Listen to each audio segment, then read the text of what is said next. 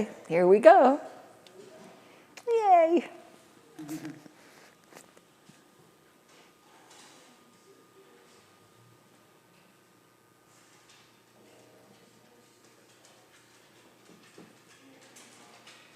Hello, everyone.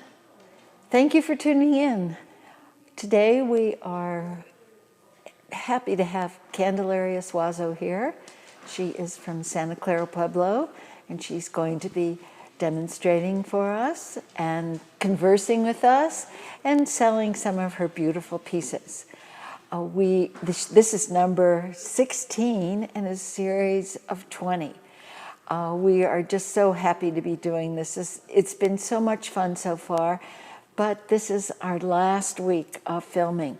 We've been asked by many people if we would continue to do this, but we're going to take a little bit of a break, and then later on in the fall, we will invite more of our wonderful potters to come here and demonstrate and converse with you.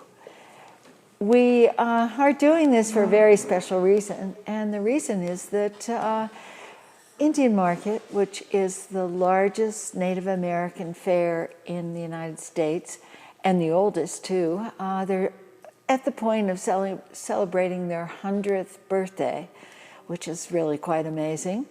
And this year it's been canceled. You know, they went through the Depression, they went through the Second World War, and still Indian Market continued on, but the pandemic has forced them to close this year for the safety of everyone.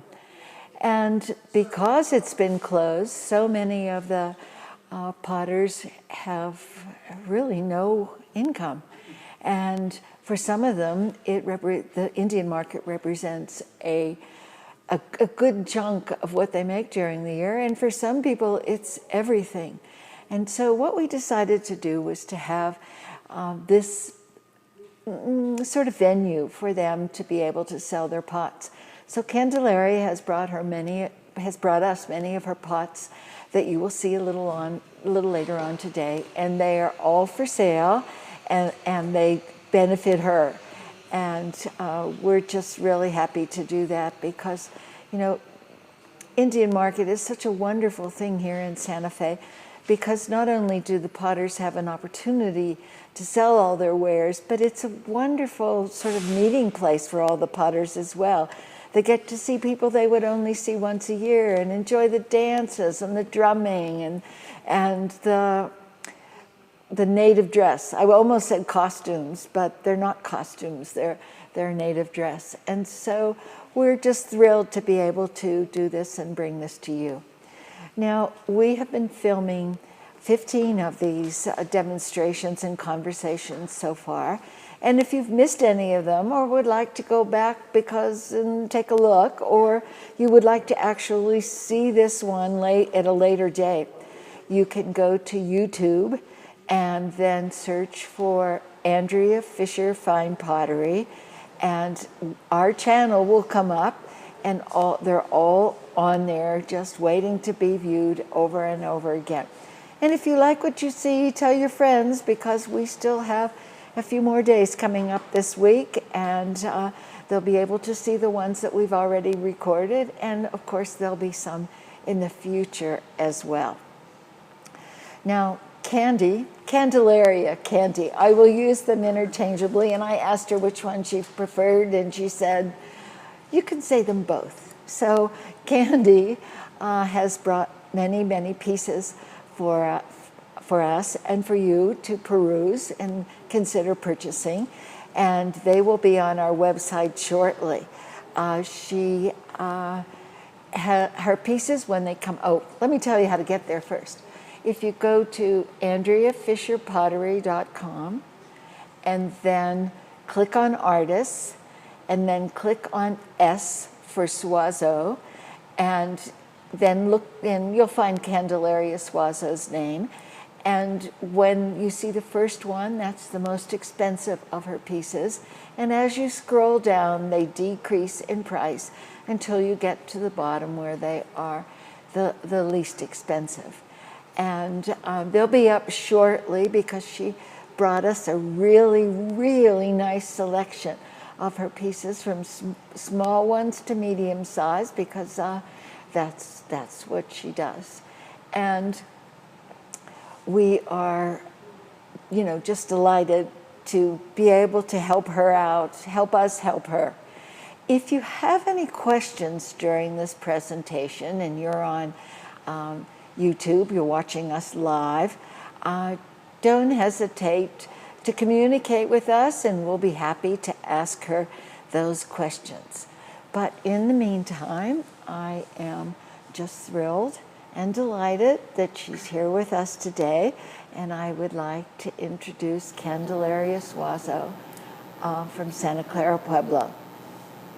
Hello everybody, my name is Candelaria Suazo, and I'm from Santa Clara, Pueblo, and Okewinge, and I come from a family of potters, so I'm a potter, and today I'm gonna talk about the process of making pottery.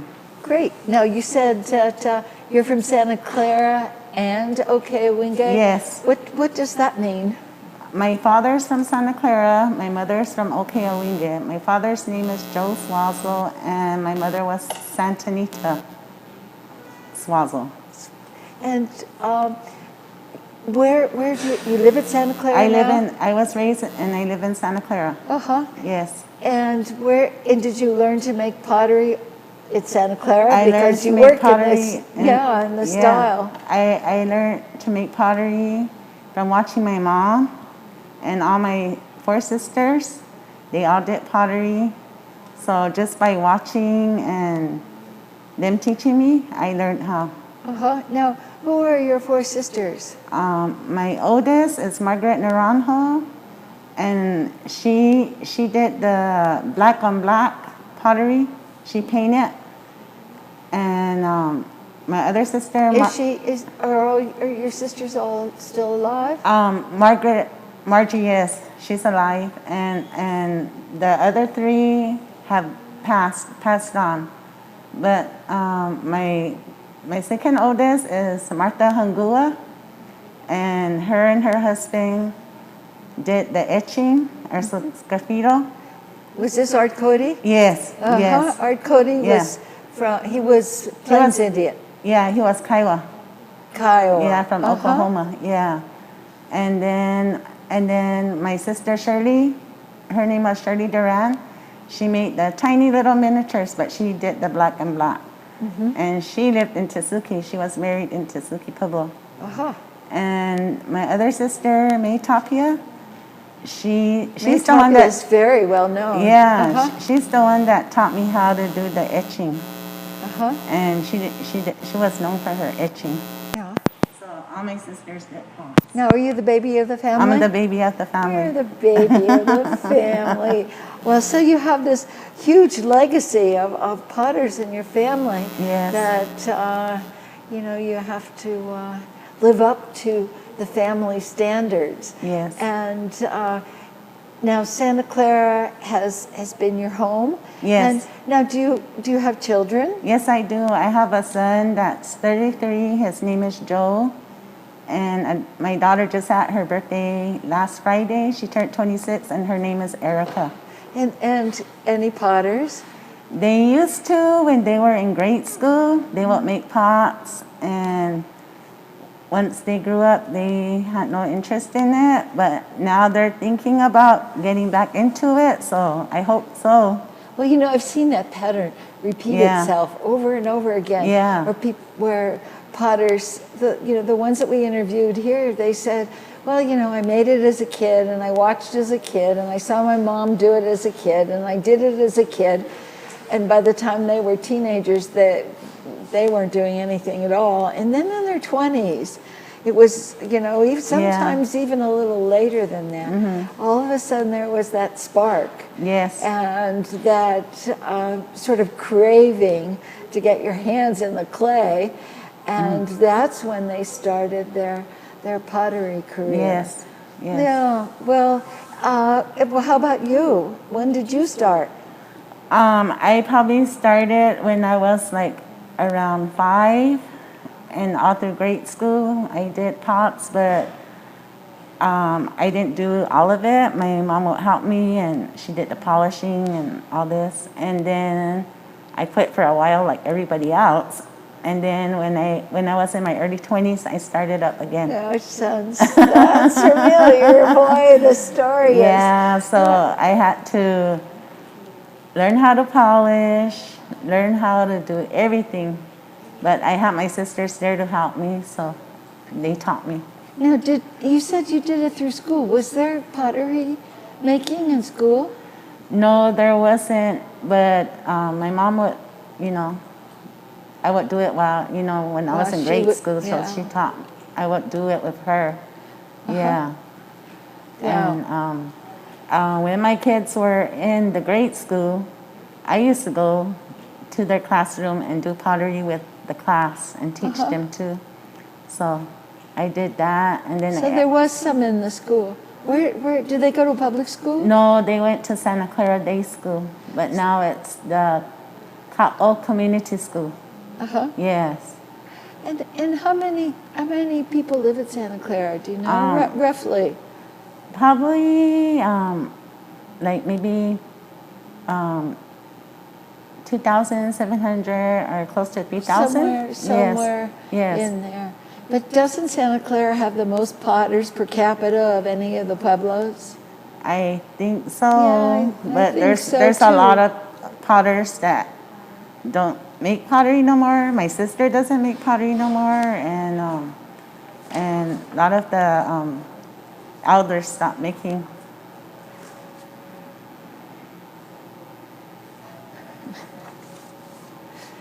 I'm sorry, I got a message. But there's a funny thing going on, because right around the beginning of this series, Hubert Candelaria was here for a demonstration, and I asked him what he did for fun.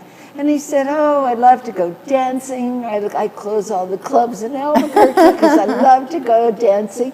And he turned to me and he said, "Well, what do you do for fun?" And this isn't about me, it's about all of you guys. Yes. And one of the things that I mentioned that I like to do for fun is I like to collect cactus and succulent plants, and I have a greenhouse that's attached to my house, and lots of them. Anyway, lots of plants.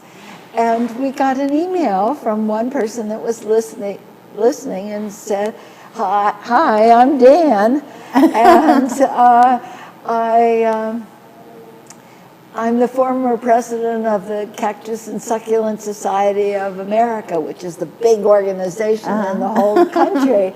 And so every day I sort of sneak in another plant from my greenhouse. And today I put a little card, "Hi Dan." I guess Dan, that message was from Dan, so I guess I can take the card away. "Hi Dan, glad you're tuning in. This is great."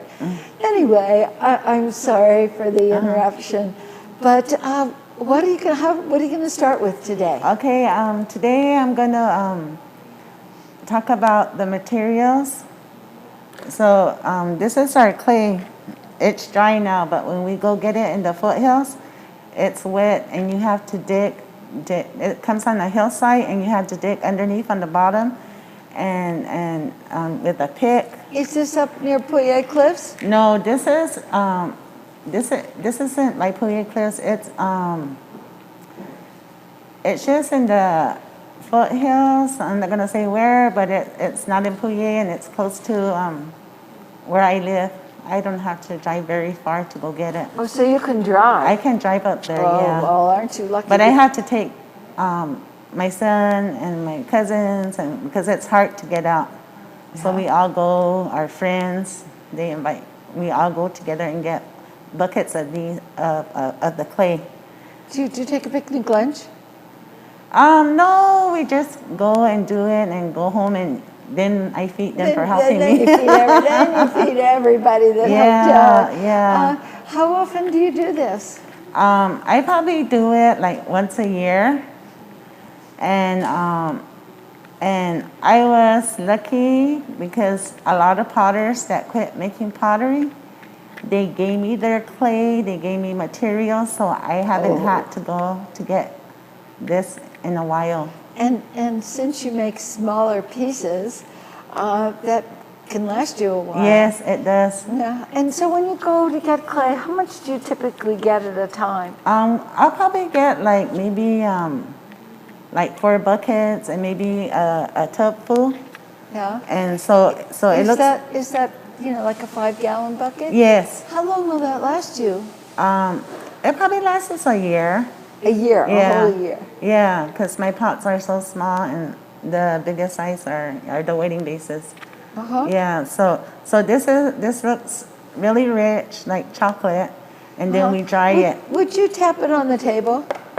So it's like a rock. Yeah. So once it's like this, I take it home, and then I put it on a table outside, and I leave it there, so when it rains, it gets wet, and then when it dries up, it just crumbles. Yeah, into tiny pieces. And then once it does that, I dry it again, and then I soak a bucket full of. I put water and I soak it, and once it's soaked, I screen it twice. I screen it through a regular screen. Well, when you soak it, does stuff float up to the top? Yes, it does, and I use something to take it out. There's like sticks and roots and pebbles. Yeah, pebbles and stuff. So I take seeds. that. Yes, I take that all out as much as I can, and then the screening takes out the rest of it. So I screen it through there, and then. Now, when you say you screen it, is it dry or is it wet? It's wet again. It's wet, and I screen it through I have a screen this big. It's just a regular window screen. And then once I do it through there, then I do it through a screen this. It's really tiny. Yeah. Yeah. So this takes a long time to screen the clay through. So once it's screened. So you're really straining it. Yeah, we're really straining it. Yeah, you're straining it. Yeah. So then when I leave it in the bucket, and I'll leave it for as many days as it, because the water comes up. So then I take out the water, because you don't want a lot of water in when you're mixing the clay. Yeah, and so it's settling on the bottom, and the water's rising to the top. Yes. So once it's screened, I brought some clay that's green. Now, when it sits there and the water rises and it gets to the point where you're almost ready to use it, do you let it sit for a while, or do you use it right away?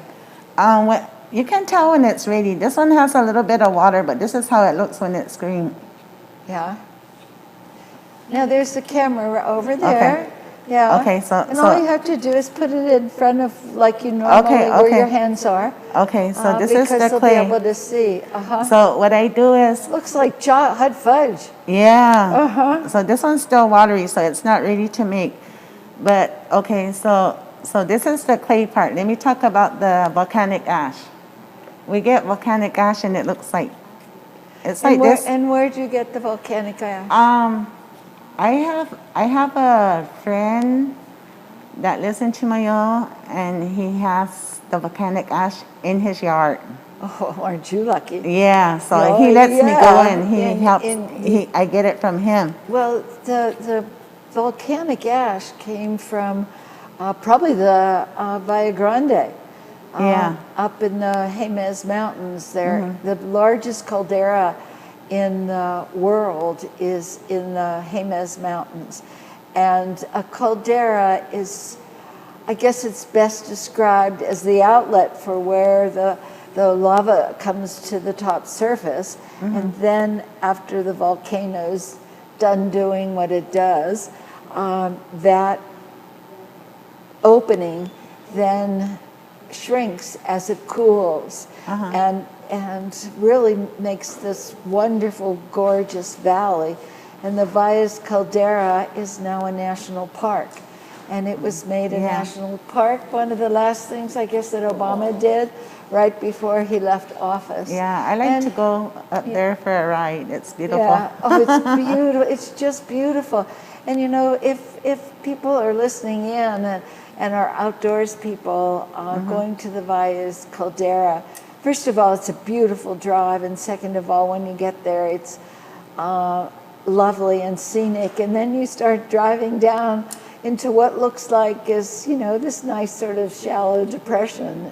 Yeah. And you drive, and you drive, and you drive, and you drive, because it's like 20 miles across, and you have really no sense of comparison to size of anything.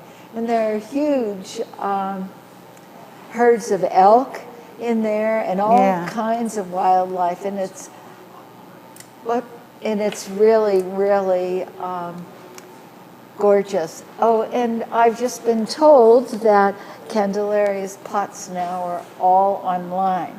So go to www.andreafisherpottery.com, click on artists, click on S for Suazo, find Candelaria Suazo's name and click on her name. The first one you get will be the most expensive, and then you can scroll down and they go in descending order until the least expensive is at the bottom. But so your friend in Chimayo, which is really far away from the Valles Caldera, and you know, I read somewhere that they were finding rocks in Colorado that blew out of that volcano. So, and it was supposedly bigger than Mount Everest before it went off, but that was a few years ago. Nobody was around here then. But that volcanic ash is sort of spread out all over northern New Mexico. Yeah, there's some all over. And you can see it as you're driving on the side of the roads. Anywhere you can see it too. Yeah. But so this is the volcanic ash, and I screen it the same way that I screen the. No, is it rocky like that? Yeah, it's rocky, but if you pound you can pound it. Tap it on the table. Yes. So then once it's sifted, it looks like this. Looks like a bag of sugar, huh? Yeah. It looks like a bag of a drug. But it won't go there. So once that's sifted, what I do is I sift. I have a whole 5-gallon bucket of clay and 5 gallon of the white sand. And the way I mix it, I do this even. So 1 to 1. Yes. So 5 gallons of clay and 5 gallons of sand. Yes. So when I'm getting ready to make the clay, I put a lot of newspapers on my kitchen floor. I put a canvas, and I spread this white sand all over like this, the whole bucket. And then I pour the clay on top of it and mix it up with my hand. And then after that, I start stepping on it. My daughter helps me, or my son. They'll help me to lift it over and step on it some more. I don't step on it no more. I have them do it. Yeah, well, you know, lots of people said that they use their feet to mix it. Yeah, and they said it's really hard work doing it, mixing it with your feet. Yes, it's a good exercise. Well, you know, people stomp grapes with their feet, and they produce wine, which is really fun. And here you guys using your feet to produce all these gorgeous pots, which is really kind of fun too. But you're not going to mix any clay today. No, I'm not going to mix the clay, but you can get an idea of how you're. This clay is a little bit wet yet to mix with, so I need the water to come out some more. Now, did you bring some clay to? Yes, I did. But first, I want to talk about this. This is the polishing slip. Yeah. And so this more rocks. So what I do is I put it in like a container. I put water in it and let it sit, and then I mix it up, and then I screen it through the same screen. And there's not too many stuff that comes out of it, but I like to screen it. So then once it's screened, I have my polishing slip. And there it is. And there it is. Yeah. Huh. So the water's on the top, but once I'm gonna polish, I'll mix it up and you're gonna polish for us today? Yes, too? I'm gonna polish too. Yeah. And so I brought some clay, what I made with this too. So that is a combination of the soaked and screened and this with the sand added to it. Yes. 1 to 1. Yes. And now it's all ready to go. Yeah, now it's all ready to go. So once you make the clay, I let it sit overnight. And then I put it away, and then I can start making. So now I'm gonna make a pinch pot.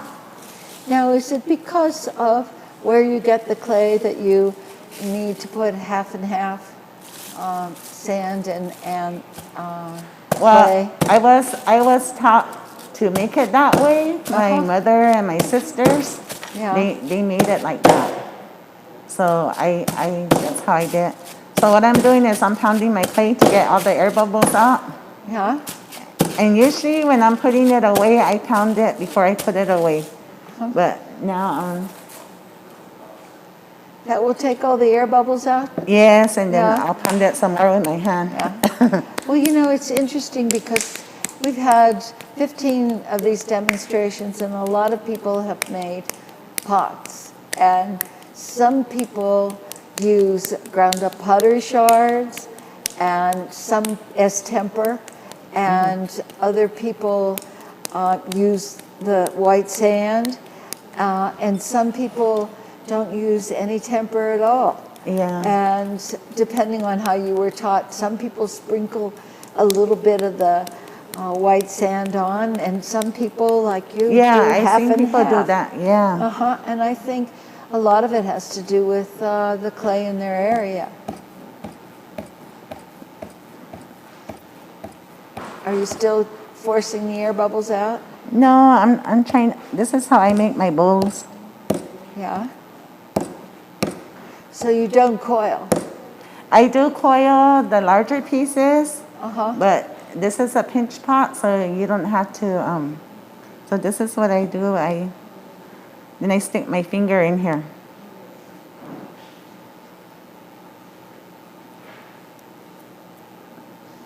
Can't see in my mouth. Oh, I know the masks are really difficult. Tell me about how's the pandemic been affecting Santa Clara, Pueblo? As far as I know, we had one case, but Yeah. I guess they're fine. I haven't heard anything. Out of more than 2,000 people? That's Yes, amazing. yes. Have you been tested? I've been tested. Uh-huh. I was tested. I'm fine. Good. So what I do is I pinch the pot around, and then I'm gonna pinch it from the inside. You make it look so easy.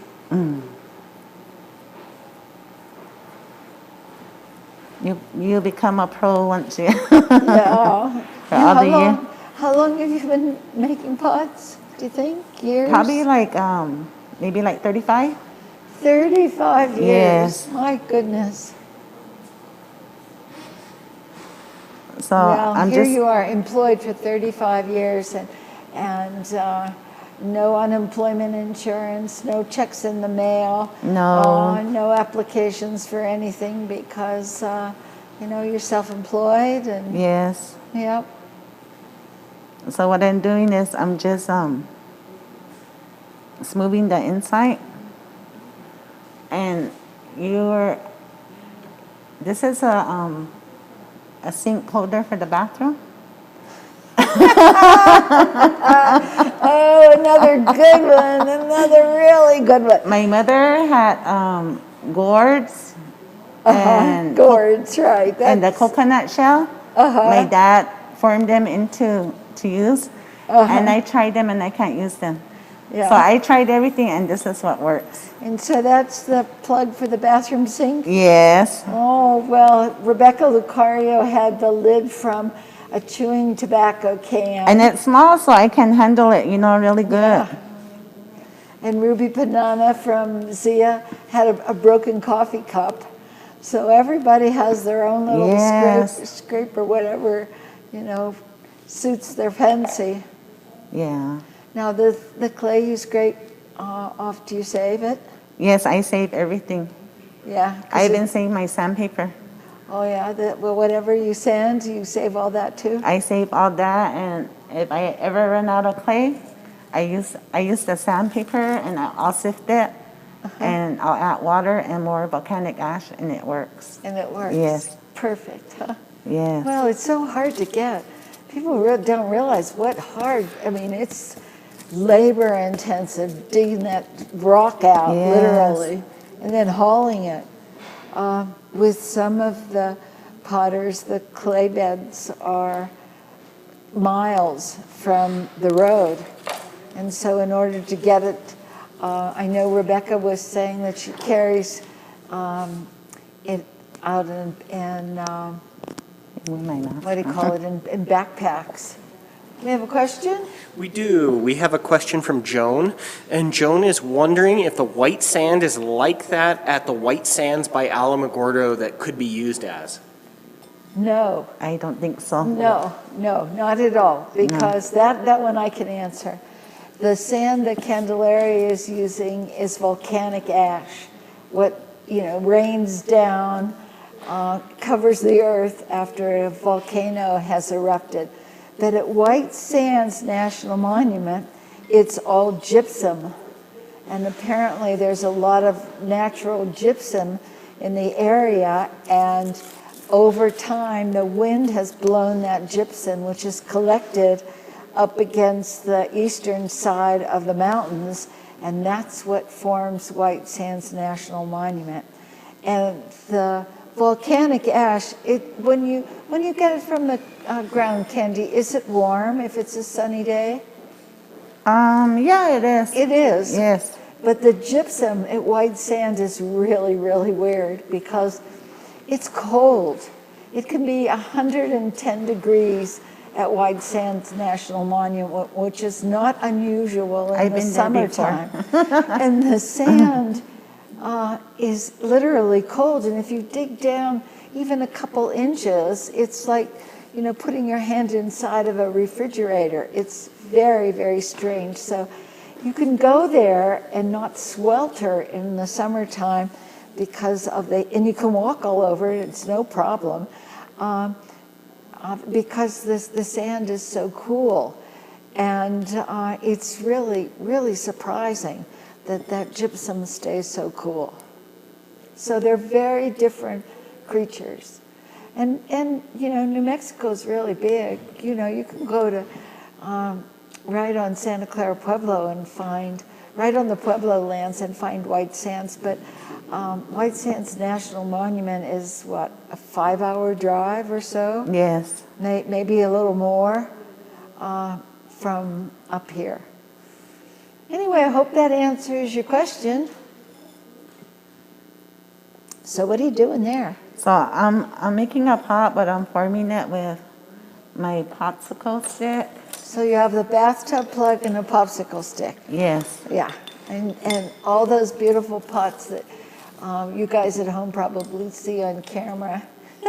They're made with a bathtub plug and a sink plug and a popsicle stick. I use my hand, but I use it to smooth it out, Yeah. And then there's times that you can run into air bubbles, and they usually show up. And what I do is sometimes I just poke my finger in there and poke the air bubble, and you can feel it pop. And then I just go over it with my. And so if the air bubble you can touch, I mean, you can feel it. Yeah, you can feel it. Yeah, I can feel it. And if you don't get all the air bubbles out, what happens? In the firing, it will pop. It will pop, like popcorn works. Yeah, it either pop or it either will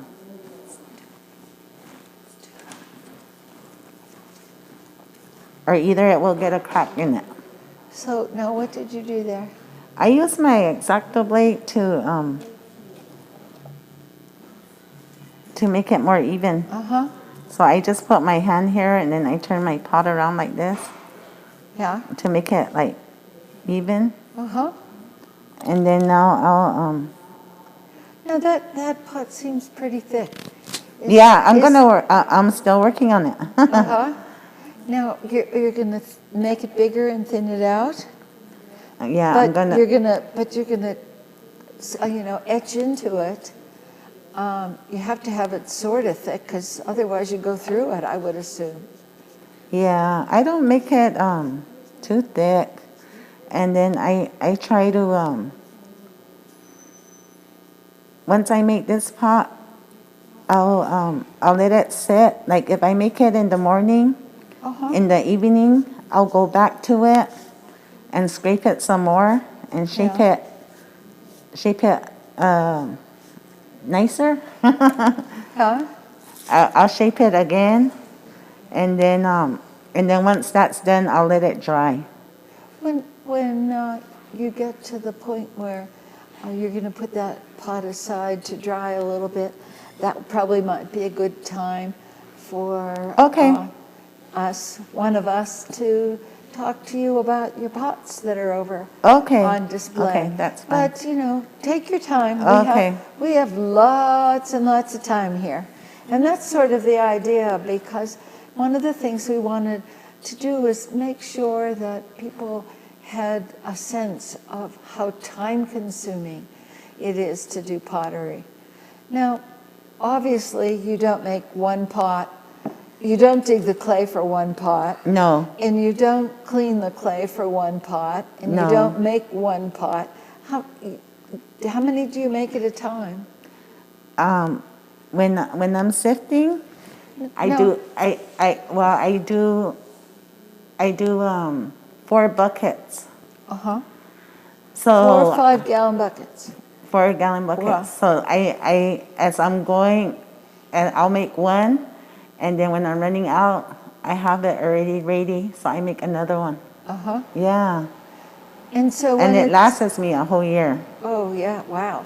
Yeah. And how long, how many pots do you have sort of going at the same time in various stages of completion? I do like, if they're miniatures, I can do like 10 a day, but then I have to go back to them. I'll make them in the morning, and in the evening I'll go back to them and scrape them and reshape them, and then I'll let them dry. Uh-huh. And then How long does it normally take to dry? now in the summertime, the tiny miniatures can dry overnight. Wow. Yeah, but the bigger ones take longer, like 1 or 2 days. Mm-hmm. Yes. So the weather plays an enormous role Yes. in making a pot, because I'm sure you wouldn't go out to dig clay when it was pouring outside, or you wouldn't go when there's snow on the ground.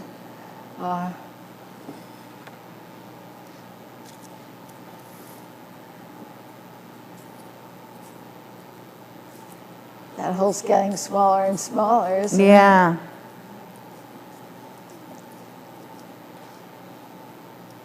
And it's getting thinner. Thinner and thinner and smaller, Yeah. and taller. Yes. So once I do this, We have another question. So we have a question, and it's more of a statement, but it's also a question. Azomite and volcanic ash are the same. What is the purpose of the volcanic ash in the pieces? without the volcanic ash, the pot won't make, and it won't stick together, and you can't build it up. So it's sort of a clay adhesive that keeps the clay Yes, together. because I noticed too, like if you don't have enough white sand and you make a pot, it'll crack. Yes. I hope that answers the question. And if it doesn't answer the question fully, just ask again or ask something slightly different.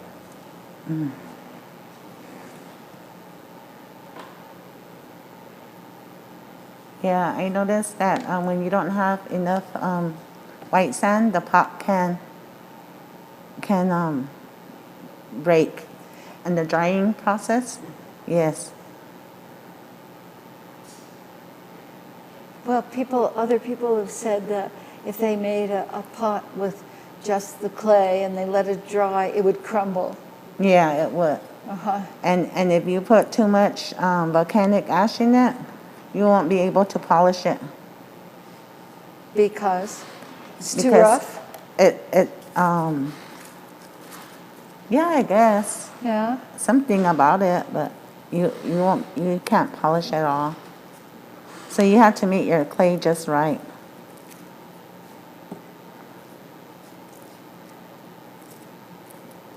And I put a little plastic on the bottom so I can pick it up and lift it up. And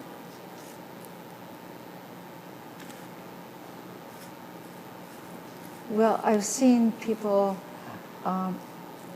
put those pieces like in a little bowl, sometimes a basket, and I do that too, but it's for the bigger pieces. For the bigger ones. Yeah, it's a smaller bowl than this, and that's the puki. Yeah. Well,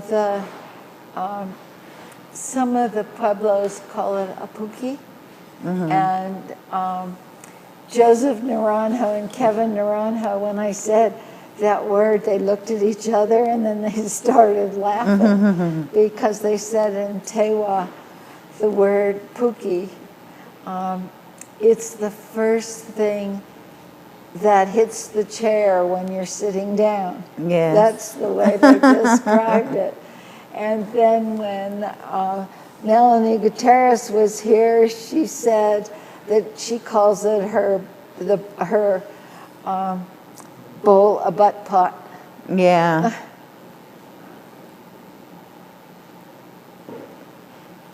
But because before they used to have their puki made with the pottery, they won't make it. But when I was growing up, my mom was already using little bowls to use it for her puki. Yeah. So that's my pot right there. Wow. And that's it. So you're good. That was quick, huh? So all the scrapings go back in the bag. Yes. And then I made this one the day before. So when it's at this stage, it's hard. What I do is I go back to it. Yeah. Would this be a good place to talk about some of your pieces? Sure. Okay. And then let me just explain this. I'll come back to it and I'll scrape it to make it more thinner. So I'm doing the sandpapering. Yeah. Sanding, I don't have to sand as much. Oh, so if there's a little water on it, the water helps smooth the surface a little bit. Yes, when it's a little bit wet. Well, that's good. Well, I mean, that was really quick. I can understand why you could make 10 pots in one day. Yeah, but it's not done yet. Oh, no, that's just the beginning. So I'll still, like this one I made yesterday, I'll still go back to it and reshape it and thin it out. And then I'll let it dry.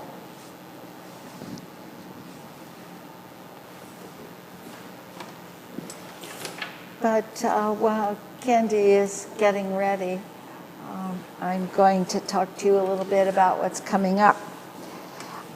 Tomorrow we were,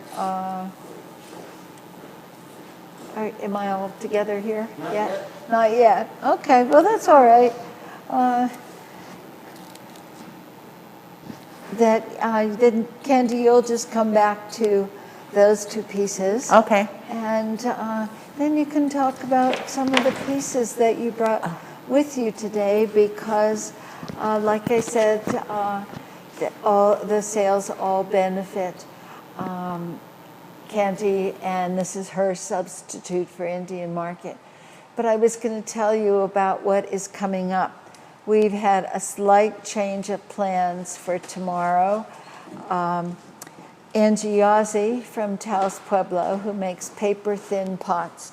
In fact, I was even going to bring my kitchen scale and put some of those pots on the scale so that you could see how light they were. Angie will not be here tomorrow. Her son is in the hospital, in the ICU, and has nothing at all to do with COVID, but he is in the hospital, and Angie said that she's beside herself, and I'm afraid that we're not going to have Angie tomorrow. So what we'll do is we'll resume on Thursday.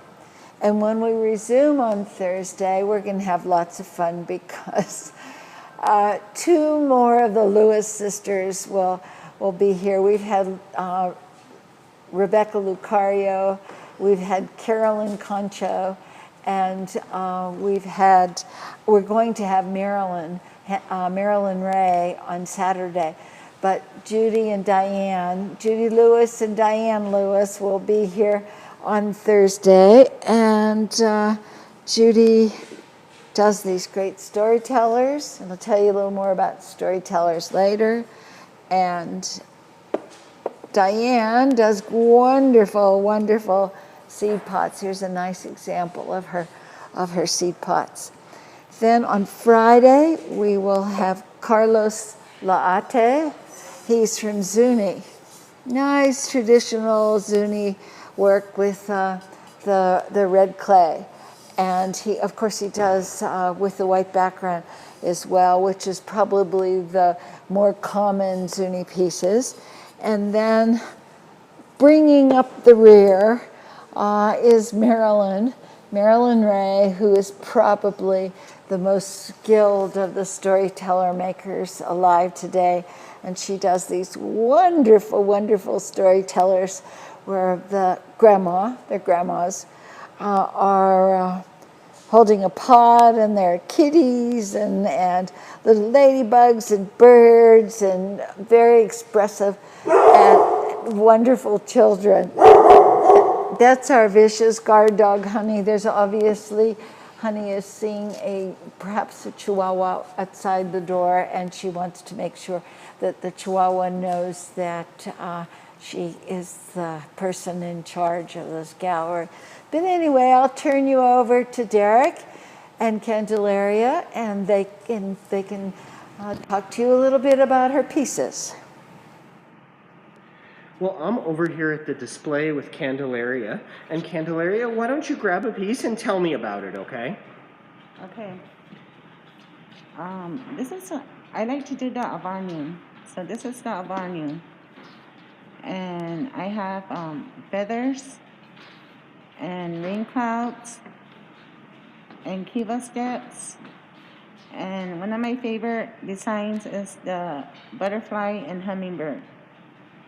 So that's what I do. And and so I see these have two tones on them.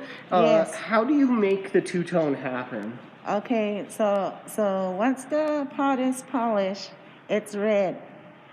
And then after the pot is polished, I fire it, and the horse manure gets it black. So I do all my designing after the firing. So when I want my designs to come back to its natural color, I reheat it, and it brings back the natural color. Well, it's real interesting because various people do different techniques to do the two tones, and no one has so far demonstrated how they get that two-tone colored pot. But what Candy's going to do later on today is she's going to show us how she does it. So that should be really interesting. And without with a little bit of luck, we won't burn the gallery down. But I noticed that you have both red pots and black pots. Yes. And the red is fired the same way, except you don't put horse manure. You just let it burn. And this one I have the avanium with the same feathers. And what's an avanium? The avanium is the spirit of the water, and it brings rain to us too. The spirit of the water, and it brings rain. Yes. Oh, could you phone up the Avanu? No, and tell but you can pray. and tell him that we need him now more so than ever. We do. We need to talk to him more. So I have clouds and feathers.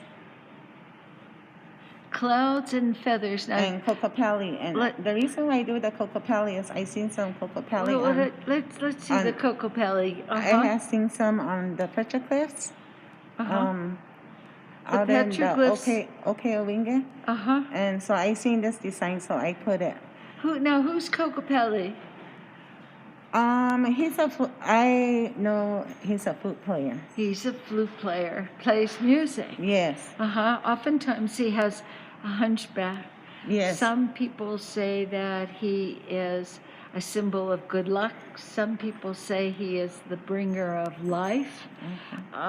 Some people say that he's the symbol of lust. Yes. And Cocopellis are kind of interesting people to have around, don't you think? And so, if you saw petroglyphs in the cliffs near Okeowinge, and by the way, Okeowinge was known as San Juan Pueblo until a couple of years ago. Yes. And so they must be from prehistoric times. Yes. I think part of it. I mean, I haven't really, Well, I need to go visit it again. Well, there's the history of the area. They believe that the people from Santa Clara and from San Juan, Okeowinge, Pueblo were the descendants of the people from Mesa Verde. And when the weather changed, they moved south along the Colorado Plateau and then down through where the Chama River flows. And they moved they established villages, and then they were there for a while, and a while is 100 years, and then they would move again, and finally the people that came from both Okeowinge and Santa Clara had these prehistoric villages up on Puye Cliffs. Yes. And Puye Cliffs are in the foothills of the Jemez Mountains, sort of right above where Santa Clara Pueblo is today. Yes. And are they open to the public now? No, they're not because of the pandemic. So everything's closed. The Pueblo's closed. Yeah. Only tribal members can come into the Pueblo. But Puye Cliffs are usually open to the public unless there's something happening. Yes. And there was a fire in the area a few years ago, and so Puye Cliffs were closed for quite a while. Yes. And but they are pretty much open year-round. Yes. For visitors. What about Santa Clara Lakes, which are up above? No, due to the fire, they have been closed since the fire. And they remain closed. They remain closed because everything washed down, and there is erosion that's happening. Yes, there is. Oh, but it's so beautiful up there in the mountains with all the pine trees. I know. And there were three When I was younger, lakes. we go every day. 4 lakes. 4 lakes. Yes. And one flowed from one to the other. Yes. And I'm really, really scenic backcountry, but fire destroyed a lot of that. Now, was that the same time as the fire was at Los Alamos? Yes, it was. Yes. Well, the Forest Service decided that they were going to build a little fire to take care of some of the underbrush, and it was going to be a controlled burn.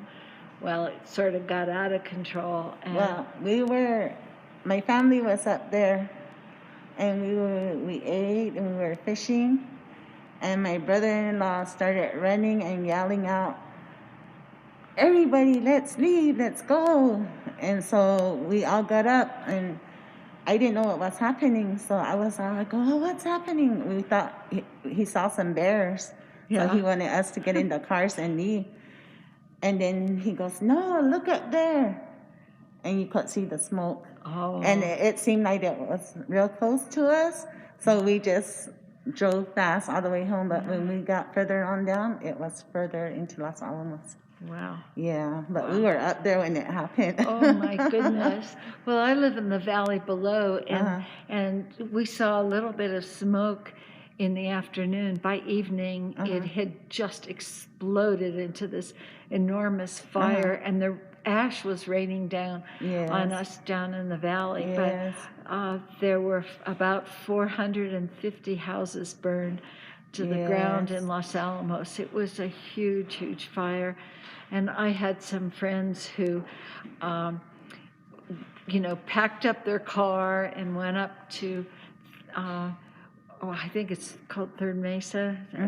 There's a high mesa that's outside of Los Alamos. And they went up there and visited friends and stayed with friends with both of their cars all packed up with all their valuable things. I had a friend too that lived up there, and her house burnt too. Well, they went, the Forest Service said, "Everything is okay, don't worry about it, you can go back to your homes." And they went back to their house, and they thought, well, they both worked at the laboratory at Los Alamos. They thought, well, maybe we should go out for some lunch in Santa Fe and, go up Canyon Road and look at the galleries. Wouldn't it be a nice day to do that? And while they were here in Santa Fe, their house burned to the ground. Oh, wow. And everything in it, the only thing they had was the clothes that they had on and what she had in her purse and the car that they were driving. And that was it. Everything else was gone. But we could use some rain, so we don't have any more. It rained in Santa Clara yesterday, but just in the evening for a little bit. Not enough. Well, tell us about the pot you have there. Okay, this is my wedding vase, and I love butterflies, so I put the butterfly, and also the feathers. They can be eagle feathers or any feathers, but feathers are used for the traditional dances in the Pueblo.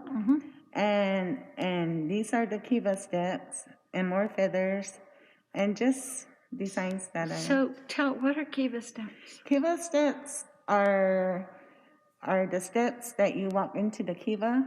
You go up and then you climb down. And what's a Kiva? A Kiva is where the men gather to have meetings, or when we're having a feast. A building? Yeah. Well, are we having a feast day? That's where they practice. And are Kivas above ground or below ground? This one is above ground. Above ground, because I know in Candelaria National Monument, you'll see Kivas there, and the roof is level with the ground. Yes. And the Kiva is the meeting place is below ground. Yeah, there's one up in Pueblo too that's below. That's below ground. So you walk up the steps. And then walk down. And outside the building or inside the building? You walk up to get inside, and then you walk down to get inside. Walk down. Yes. So you walk up to the door and then walk back down to the ground, only inside. You're walking down inside the building. Yes. And most kivas are square, round? Ours is square. Yours is square? Yeah, but there's people that have round. They have round ones. Each Pueblo is different. Yeah, everyone. It's theme and variation. Yes. And there's a lot of variation there, but the same sort of idea. Yes. And you said eagle feathers? They can be eagle feathers, or people use eagle feathers, parrot feathers, turkey feathers for new dancing. So this can be any of those. Big feathers. Yes. Feathers from big birds. Yes. Yeah. And then I have on the other side, I have a hummingbird. I love hummingbirds, and there's a lot. Yeah. around my house. So they're all And so, traditional designs. tell me about the shape of the piece. This is a wedding vase. This is coil. So I'll make it into a bowl, and then I'll put a coil across to close it up, and then I'll start coiling up. Then once I do this, then I make another coil and put it on top and connect it. And these are hard to make. And why are they hard to make? Because you have to let it sit so it can get strong, and then you build up again. I do sections. I make the pot first, let it sit for a while, then I do the coil across, then I start. And so then it takes me like 2 to 3 days just to build this. And the reason that it's difficult, is it because it cracks, or it'll crack, and the one I have problems with is when I coil over here, sometimes this will break off. That top edge, huh? Yeah. And I would imagine that the handle's pretty fragile too. Yes, it is. Now you don't pick it up by that handle, No, do you? I don't. No. And no one should ever pick it up by, because it isn't a handle. Yes. It's really a bridge between the two spouts. And what would you use a wedding vase for? For weddings.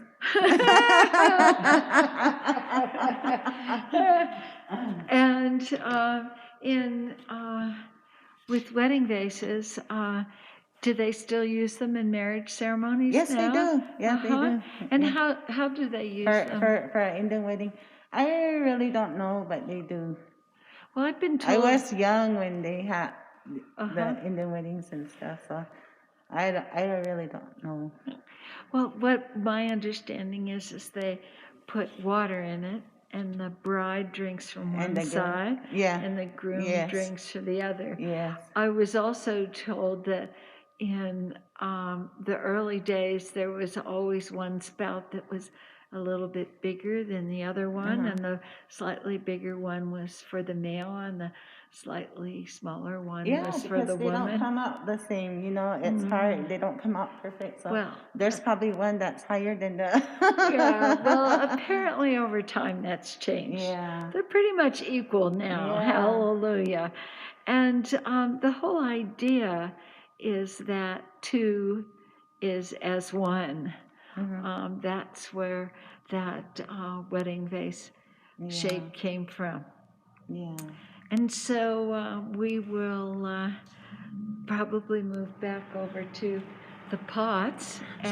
So Candy, do you want to tell me about one more of your pieces? Maybe a small one. The miniatures? Yeah, grab a small one that you might like to tell me about. Okay. Let me see one there. Okay, here. Okay, and so this guy has a little bit of a tall neck, right? Yes. What do you call this shape? This is a vase. So is it a vase that one could, put water in? No, you cannot put water in it because it's not polished inside, and it won't not hold water. Yeah, what we're trying to get at is that Native American pots are not supposed to be used for water. So a wedding vase where we just said that a bride and groom drink out of it, they then dry it out and hope it doesn't break in the process. But yeah, for those of you at home, you never ever use water in a wedding vase. Or you never use it in any Native American pots unless they are specifically made for cooking, for instance, by the gentleman Clarence Cruz.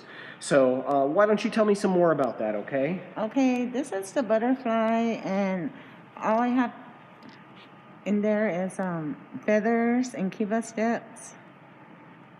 And there's more Kiva Steps, and if you see there's a circle in the Kiva Steps, they're coming from, each kiva has vigas. And so that's what the circle represents. Yeah. Well, wonderful. Well, thank you so much, Candy. I am going to take it back over to Andrea right now. Okay. Your cue. Well, that was certainly really interesting, Candy. Thank you. And we'll come back and talk about some of your pieces later on. And I think it'll be really fun when you get to the part of the process, which will be coming up relatively soon. You'll be able to see how she does the two-tone, because everybody does it a little bit differently. When Sammy Naranjo was here the other day with his significant other, Melanie, he was talking about the fact that what he does to get the two tones is after the pot has been made and it's fired, when it comes out of the fire, he turns the pot upside down on a red hot piece of metal. And as a result, that red hot piece of metal literally fires the top edge of the clay, the rim of the clay, and really, has oxygen, more oxygen into the clay just on that little edge, because it's not being smothered by the manure in the firing. And as a result, you wind up with a brown edge. Not quite red all the way, but a brown edge. And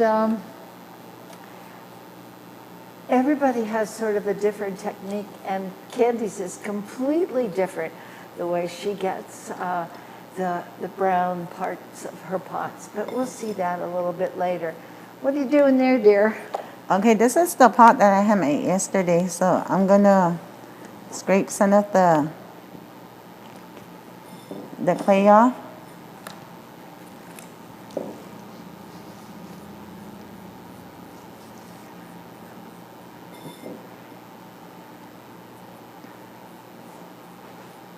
So you're adding a little water to the surface? Yeah, because to make it a little smoother? Yes. And at this stage you sand it? No. So once when I make it, I let it sit and let it get hard, and then I go over it again, and I scrape the pot so I don't have to sand so much. And then once I'm checking it for more air bubbles too. We have a question. Okay. We do, and the question is how many times a year do you fire your pots? And do you prefer kilns or a pit fire? Pit fire. No kilns. You can't get the black pots in a kiln. Yeah, no. No. And then and you'll so understand. like maybe I'll fire like twice a month.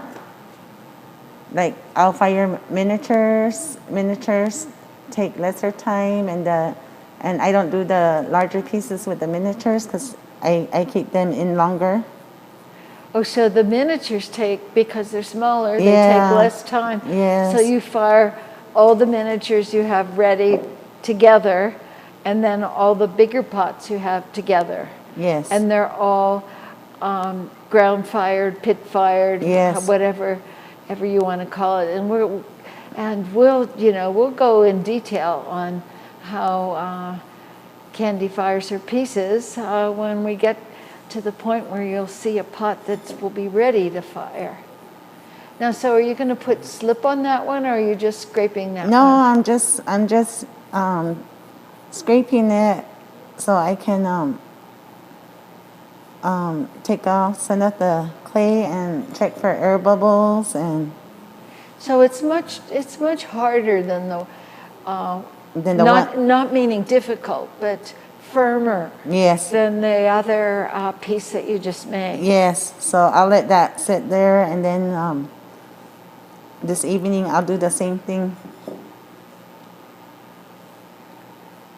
I'm not done yet, but this is. Well, I can see why you have a thicker pot. When I said that the pot looked rather thick. Yeah, but you just keep, just stretching and scraping. Yeah, but this is what I do, and then I'll let it dry. Yeah. So once the pottery dries, then it's time for sanding. where you save all the dust. Yes.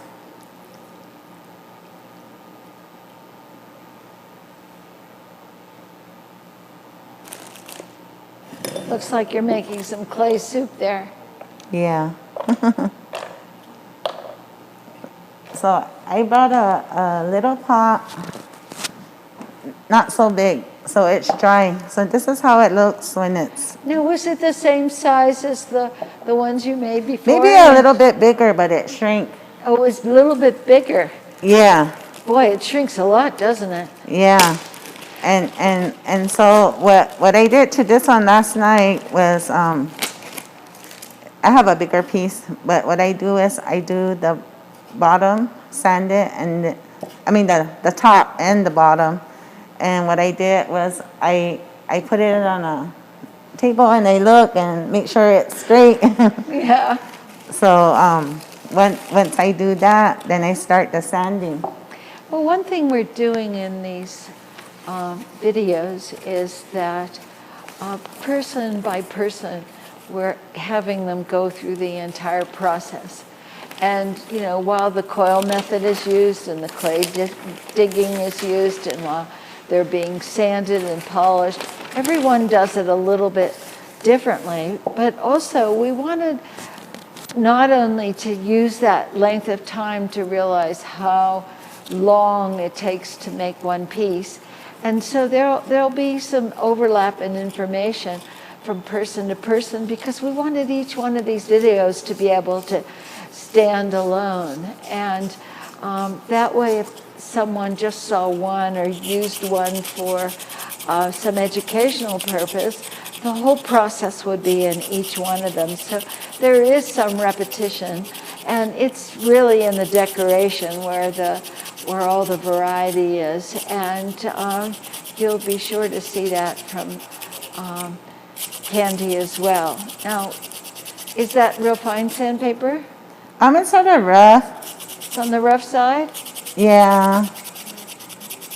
I didn't bring the finer one, but I just wanted to show you how it's done. So I start from the bottom up. And so you do all this inside the house? Yes, I do it inside the house. So does that mean you have clay dust everywhere inside your house? In the kitchen. In the kitchen. Well, But my pots are small. If I have larger ones, I do them outside. Well, some people say that they use all of the the dust afterwards, and so do you take a Swiffer around your kitchen, and then people want to go and see Potter Studios, and that the studio is the kitchen table. Yes, that's where I work. I have a desk in my kitchen that I sit there and work. And that's your studio. Yes, that's my studio. Well, Al Miller, who is one of the people that works here, who so many of you have dealt with over the phone, he's just itching to talk to you, Miss Candy. Okay. So what I'm going to do is I'm going to let him sit here and gab with you for a little bit. Okay. Because I'm sure he'll bring a whole lot more to the conversation. Okay.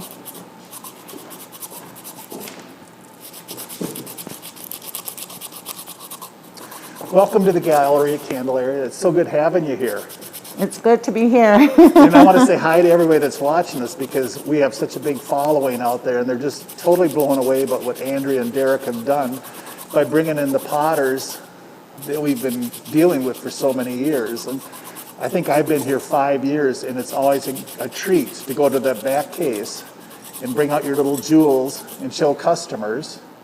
And I just want you to know how they appreciate your work and they follow what you're doing. Oh, thank you. And I personally have to say a big shout out. Thank you for the wedding vases you've been bringing in. Yes. Oh, and, excuse me, Derek. Would you bring me a wedding vase, please? Okay. And I was thrilled to death when I saw one of those this week when you came in early. And yes, I don't bring them in all the time. Like Because they're so hard, and then sometimes you lose them in the firing. Well, it's like when we were talking earlier this week when you came in, it's like building 4 separate things. You've got the beautiful base, the 2 spouts, and then you've got the bridge going across. Yes. And I would think the shrinkage, I'd be so worried about that. Yes. Is it the, the handle and then the firing? I mean. Yeah, you have to make sure you don't have any air bubbles in that. Now, do you do a lot of those? I can. Okay. Thank you. I can.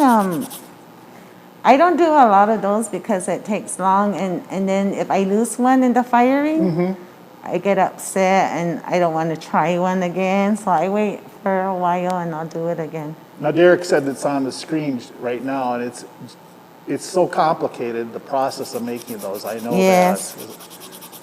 So you shy away from those a little bit. Yeah, but that's what everybody wants, are the wedding bases. Yeah. It's amazing the amount of wedding bases that the gallery sells. Yes. But it is exciting to see some of yours in here, so I hope we keep getting some of your wedding bases. Yeah, I'm gonna beautiful. concentrate more on wedding bases this year. So how it's been horrible, the market, I bet, for you. Yeah, and also the tourists that go into the Pueblo and buy our pottery. The Pueblo is closed right now, so nobody can come in that's not from Santa Clara, that don't have a tribal ID. So a lot of tourists, there's no sales. God, it's such an unusual summer for you, isn't it? Yes. And so do you sell out of your home then? Or mostly through the gallery here? Mostly through the gallery, but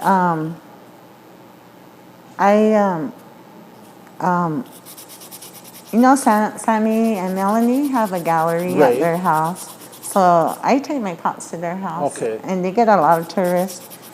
And then also, they were offering for people to take pots to Puye. Okay.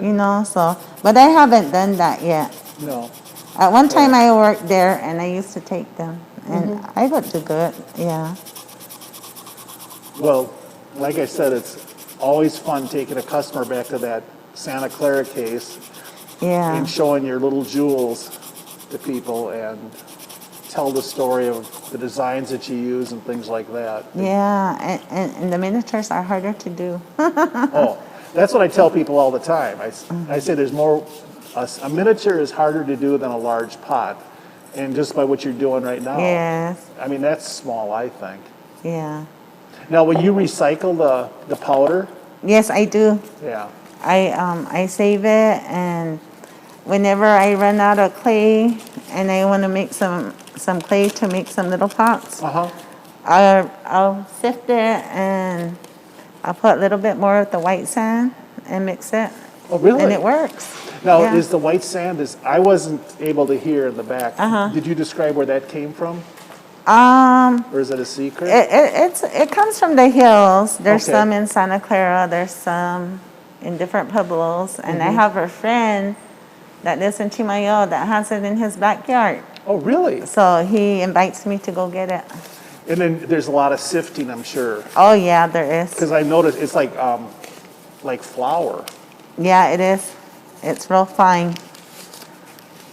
I screen it twice. Okay. Yeah. And how often do you have to go out and get clay? Do you get enough for the year? I get enough for the year because my pots are so small that it'll last me for a whole year. Okay. Yeah. It's nothing but work going out there to harvest the clay, isn't it? Yes. I'm looking for... Okay, so I got through sanding, so what I'm going to do is I'm going to water sand my pot. Okay. And I usually use a little rag, or I'm going to just use this sponge. And so now you're giving it the last cleaning, so to speak? Before the polishing? Yes. You haven't put the slip on though either? No. Okay. We're going to have to let this dry, and then once the pot dries, then I can polish. Okay. Now, do you have to worry, like we all have a certain amount of oil in our fingers, do you have to worry about that leaving marks on the surface of your pieces at all? When I first I do the first coat, I don't worry as much, but when I'm doing the finishing, I hold it with something so I don't you get have to have a little piece of cloth in your hand? Yes.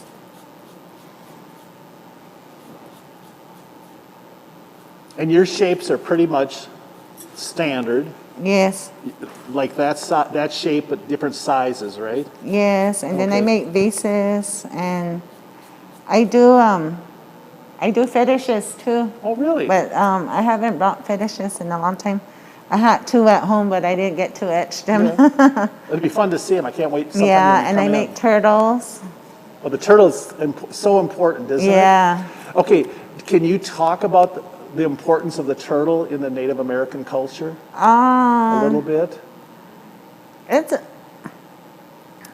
well, once the turtles are gone, the men use the turtle shells for dancing. Yep. Yeah, but I mean, it plays an important part, doesn't it, in the yeah, culture? some way it does. Yeah. I just know they mostly use it for dancing. Uh-huh. And there's a turtle dance that they do Oh, I in love the turtle Okeawingo. Love Okeawingo, that yeah. So we'll let this dry. And then this is the polishing slip. And that you harvest yourself also, right? Yes, yes. Well, we get it from down south. I have friends that get it for me. Pardon? This comes from down south, and friends will get it for me. I can't wait to go back and watch what's going on now on the screen. Andrea's back here, I believe. Okay, And I'll come back and visit later on, too. okay. Good luck. Thank you.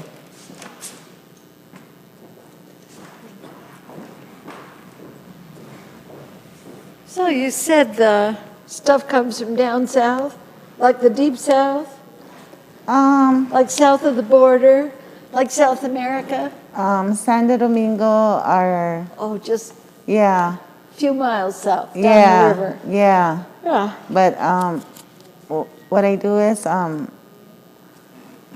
my friends know people, and I don't know how they get it, but they'll give it to me. So it But seems I like have there's a lot some of from my parents and my sisters are potters that quit making pots. They gave me all their supplies, so I haven't had to go look for any yet. Oh, aren't Yeah. you lucky? Yes. Aren't you lucky? And but you've been making pottery for what, 30 years, you said? Yeah, over 30 What years. did you do in the beginning? You used your mom's or other people's? I would help my mom. Me and my dad would help my mom and my sisters go get supplies. So other than this stuff, we had to go for horse manure,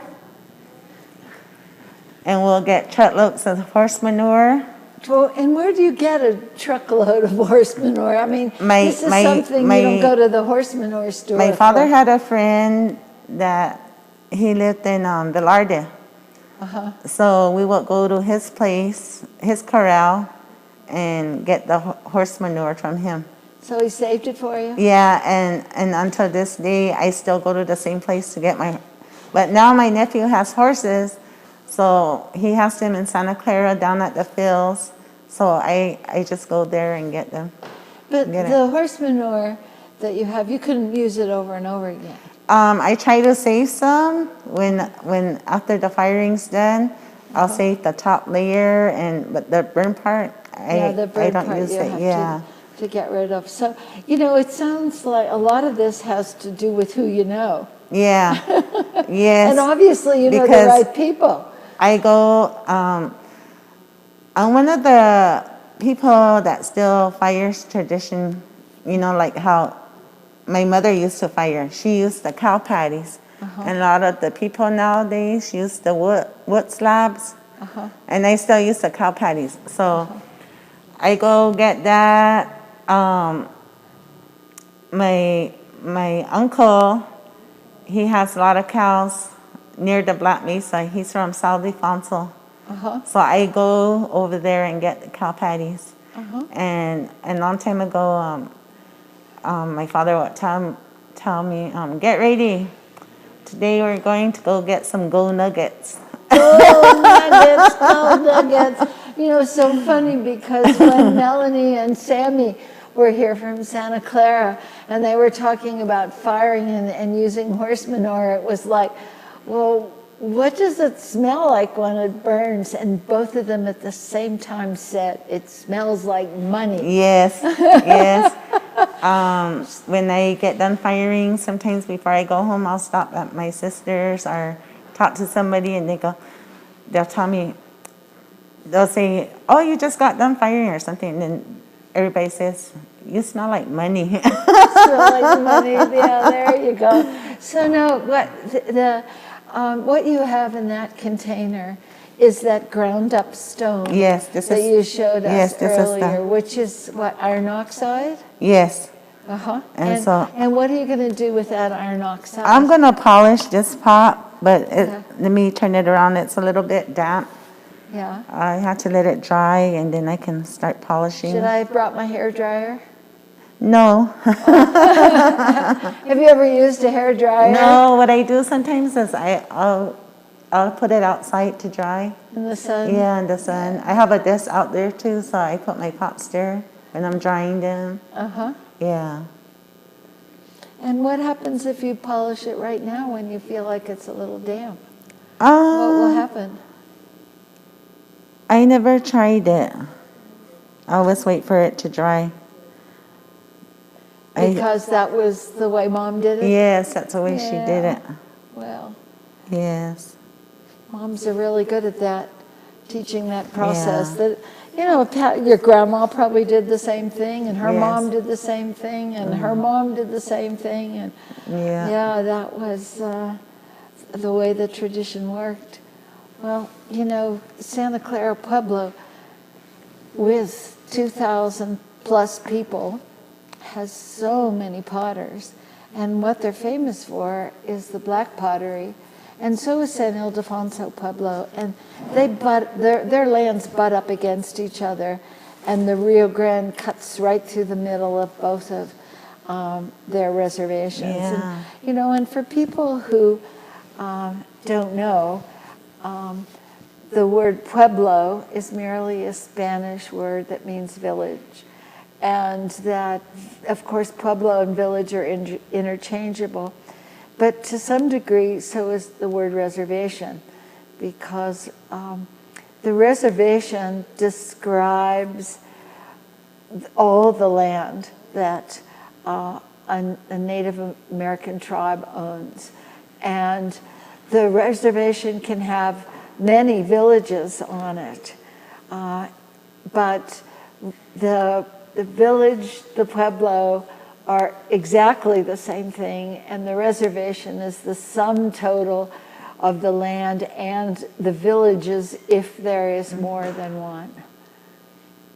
That way we can define all the terms so that if people are experiencing Native American pottery for the very, very first time, they can understand what we're talking about. Yeah. So how long do you think it will be before that little pot's ready to rock and roll? I can start now. Yeah. So you're going to polish it. Now do you have a... These are my polishing stones. And so they're being polished with polishing stones. This was my mother's. And this one I found, so I bought it. And it works pretty good. You bought it? Yeah. Like at a rock shop? Well, no, it was given to me at one of the places that has a shop in Albuquerque. He tossed me which like a polishing stone.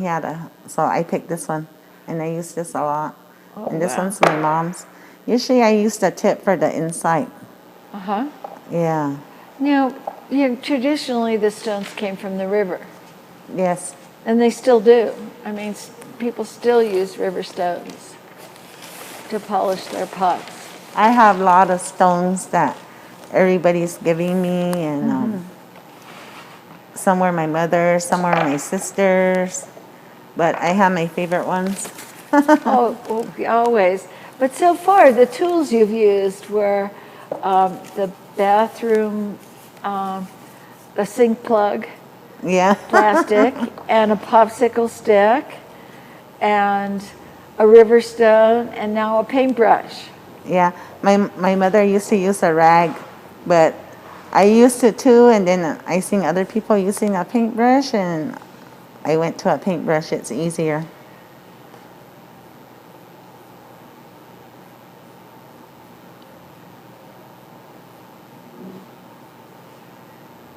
So it looks like you're putting many coats on. Yeah. Just throw one right on top of the other, that's okay? No, I'm gonna let it dry a little bit and then put some more. It dries rather quickly, doesn't it? Yeah. That dry clay absorbs. Now, does that iron oxide have any clay in it? I think it does. Did you put any clay in it? No, I didn't. No, so I don't know, but it looks like clay so too. it looks Yeah. like clay, and it's behaving like clay Yeah. there.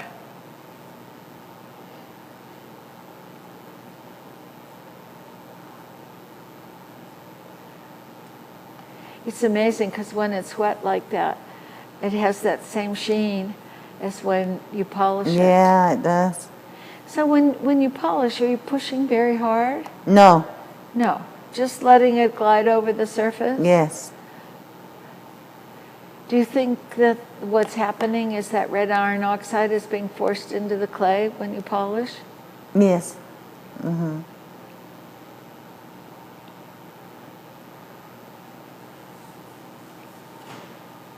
So, Candelaria, what's your favorite part about making pots? Is it the making? Is it going and getting the clay? Is it the polishing? Is it doing the etching? Is it the firing?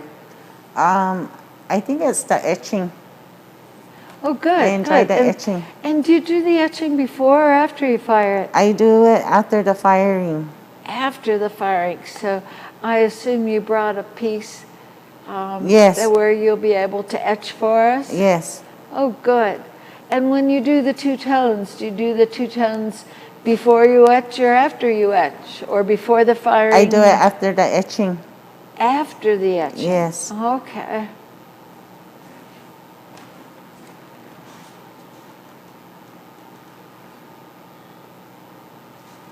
So, Do we have a question? we do have a question, and the question is, I'm wondering what tools you use for the sgraffito.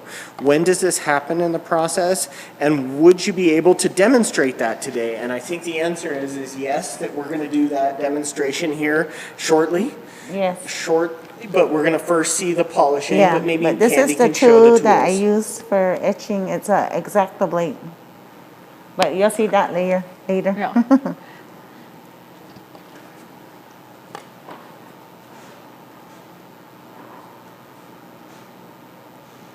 So are you putting that iron oxide on the inside Yes. too? Or just on the rim? On the rim. Then what I do is, long time ago when my mom used to polish, I would see her polishing and stick it in her mouth and lick it. And I don't like to do that, to wipe the, Yeah. so I wet my t-shirt. So some when I'm polishing, I wipe it off. Some of the potters were saying that they lick the stones when they're Yeah. polishing, but this COVID thing has made that sort of impossible. But you know, you get in such a habit of doing something like that you know, you want to lick the stone, but unfortunately there's Yeah. a mask in between. So I start on the bottom, but it's a little bit wet, so I'm going to wait for a little bit.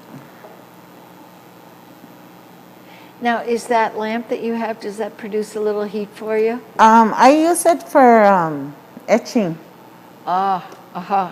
so I can see.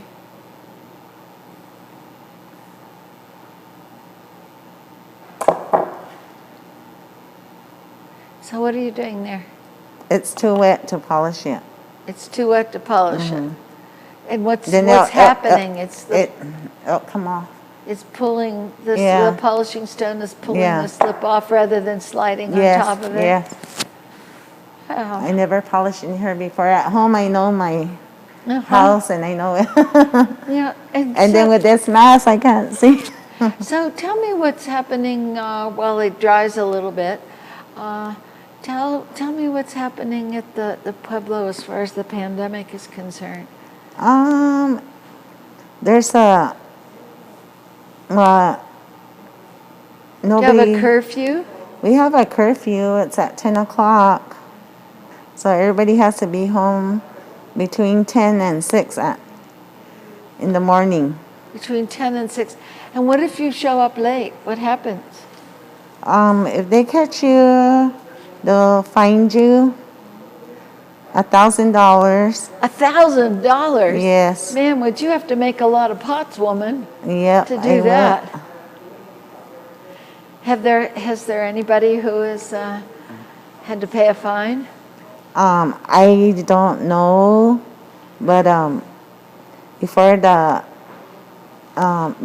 we never had a curfew when it started, and so I live alone. My son and daughter have their own homes, so I spent a lot of time with my sister, and when it first started the pandemic, we were making a lot of puzzles. So I would stay at her house till like 10:30 or 11. And once this curfew started, I had to leave her house. Oh, so you can't even be out in the Pueblo at 10:30 at night. No. You have to be inside your own home at 10:30. I guess you can be outside if you want, but you can't be anywhere else. You know, you can't be driving around. Yeah. Yeah. So you can't be like Hubert Candelaria, who says he likes to go dancing in Albuquerque. No. But you can't go dancing now in Albuquerque anyway, because all of that is pretty much closed up. Our governor has been really good about protecting us and making all kinds of rules, and some things are open a little bit, but less restaurants, no dining inside, takeout, pick up. A few places can open outside and serve outside as long as everybody's all tables are 6 feet apart from each other. But other than that, we're still closed, and we've been closed since middle of March. And I don't know when we're going to open, because it's really tough with employees that are up there in age, especially me, that we don't want anybody to be hurt by all of this. Santa Fe's doing pretty well. The cases have risen. I think a lot of the sort of peaks and valleys we have to do are dependent upon when the test results come in. And so one day it'll be extremely low and the next day it'll be much higher, only because that's when they get the information about people who have been tested. But our cases have been rising a little bit, and they are attributing that to the fact that other states have opened up and they're coming here. And even though our governor has said that there was a 2-week period where you had to sequester yourself if you came from out of state, that's really, really hard to enforce, because people, you can't say, well, how long have you been here and where are you from and all that other kind of stuff. So they think that others are bringing cases in here. But by and large, we're doing okay. And only 3 people have died from Santa Fe County, and all 3 of them were in, I don't want to say institutions, but they were in like assisted living and nursing homes in Albuquerque. They just happened to be from Santa Fe, but all of the deaths occurred in Albuquerque. So, that's really good.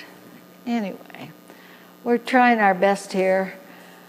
Oh, and look at how pretty that is. And while we're just chatting here, you're just polishing away, and there you go. So what I do after I do the first polishing is I put some oil on it. And I'm letting it dry a little bit, and then I'll do the final shining. Then it'll be done. Oh, so that after that little bit of oil, you then polish it again with the river stone. Do you put more slip on? No. No, you just give it that And this extra. is where I don't hold it. I put it on a cloth and polish it. So you're forcing that oil inside the clay? Yes. Does the oil burn off, or does it just act sort of as a lubricant to make the final polish real shiny? Yeah.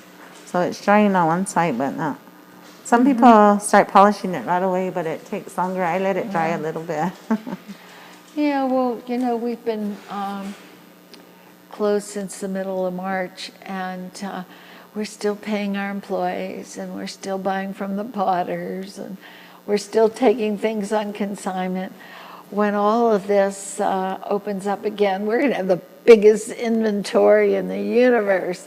But that's okay, because, quality always sells. And so I'm not worried about that in the slightest little bit. And while the tourist season is winding down here in Santa Fe, there's always the internet, and then there are things like what we're doing today with Candy's pieces and all the things that she has here for sale. And this is her substitute for Indian Market, because it's really tough when every venue, every show, every place where you can sell your wares, every store that might carry some of your wares, they're not open, and there's just no place at all.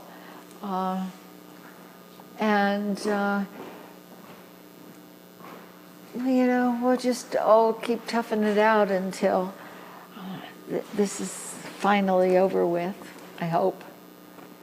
We have another question? We have a question about why you burnish twice. So once, the first time, correct, is with the To get a better with shine? the slip, Yes. and then the second one is with the oil. Yes. To get it shinier. So you get a higher gloss Yes. by doing it the second time. I hope that answers the question. If not, let us know.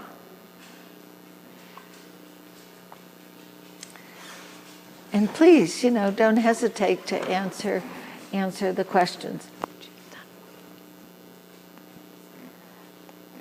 We really like it when people ask questions, because sometimes we're so used to seeing all this that some of the details we make assumptions, or I make assumptions. I won't do this empirical we. It's me that does all of the assumptions. And so you're doing the exact same polishing. Now, does the polishing stone leave any marks? No. Because you've had lots of practice? Yes. Now, did you use that big white polishing stone? Yeah, I used that big one too.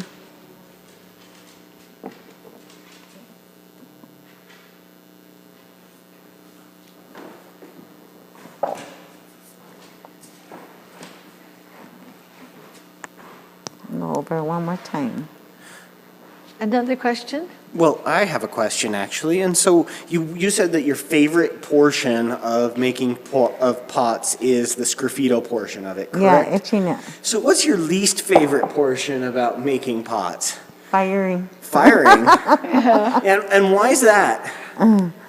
Because It's hard to do. I used to do it myself, and now I have to have help. So I fire with either with my relatives, or my son helps me, or one of my friends is gonna fire, and she don't have that. Or my relatives are gonna fire. They don't have that much. We'll fire together. Wow. Yeah. And how much breaks in the firing? Breaks. Or explodes or has problems? Only if you have air bubbles, they'll break. But I pray before the firing that I don't get no piece that's broken. So there's the polishing that's done. Well, I've been told that the worst sound in the world is listening to the firing and then hearing. Yeah, pop. You can hear it when the fire starts up real good. Then if it's going to break out, happen then.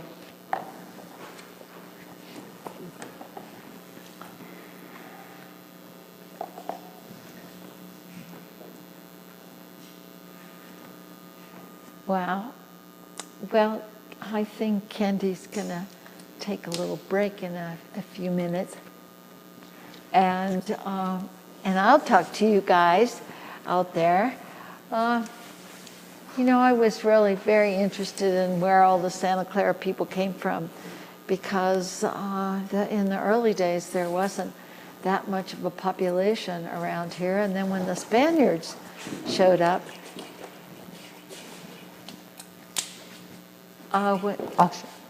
when the Spaniards showed up, the population was really great. I mean, there were lots and lots of people in this area. And, you know, climate plays such a role, and how people even survived is really absolutely beyond me, because here in New Mexico, what we have are these really late frosts.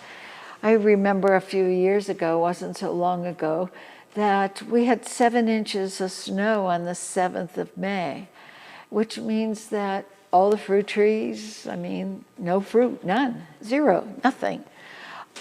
This year we had one of those late frosts, and I have about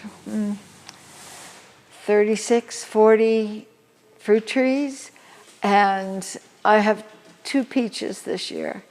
Last year I had so many peaches I didn't know what to do with them. The branches on the trees were breaking because of the weight of the peaches, and hundreds and hundreds and hundreds of pounds of peaches. And this year I have 2. And no pears, no apples, no sweet cherries, no nectarines. It's really, really tough. And you know, if you have a family, and they had in those old days they had big families. I mean, what do you do if you have absolutely no fruit? And if there's an early frost in the season, like there was a few years ago, we had, you know, the things were just really getting going, like the tomatoes. That was just sort of the beginning of the tomato crop, and there in early September, which would have been, you know, like a week or so from now, we had our first frost, and everything just froze, and it's no good after that. So it's very, very difficult to farm around here. And with ancient people, I mean, they didn't have the kinds of coverings you can put over plants, and it was, I mean, their survival is just truly remarkable. But for Santa Clara Pueblo, like I said earlier, that they believe they were the people from Mesa Verde. And of course, as the climate was changing in New Mexico, there was a lot of movement.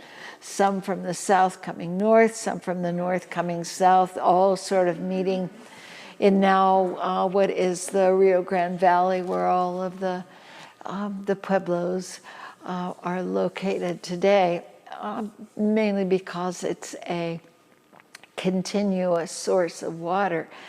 And then, you know, the people at Santa Clara lived up where Puye Cliffs are, in the foothills, you know, in the cliffs themselves, and they farmed in the mesa that was up above. And they moved down into the Rio Grande Valley, whether it was a matter of expanding the Pueblo with many more people, or that the water source was just a regular water source was just more convenient down there.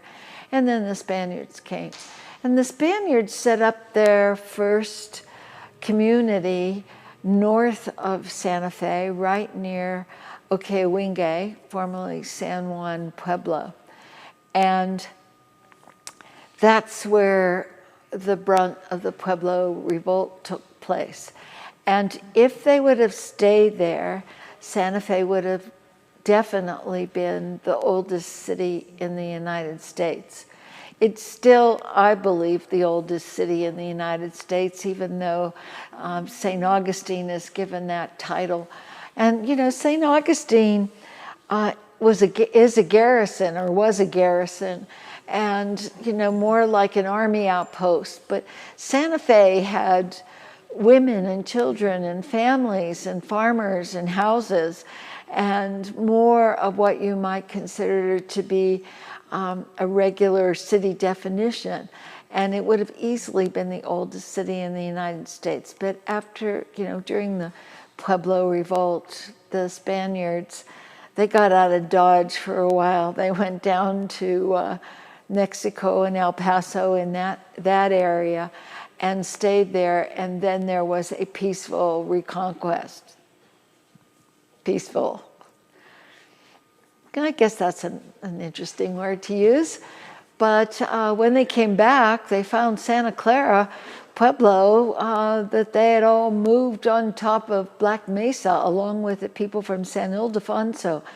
And they negotiated.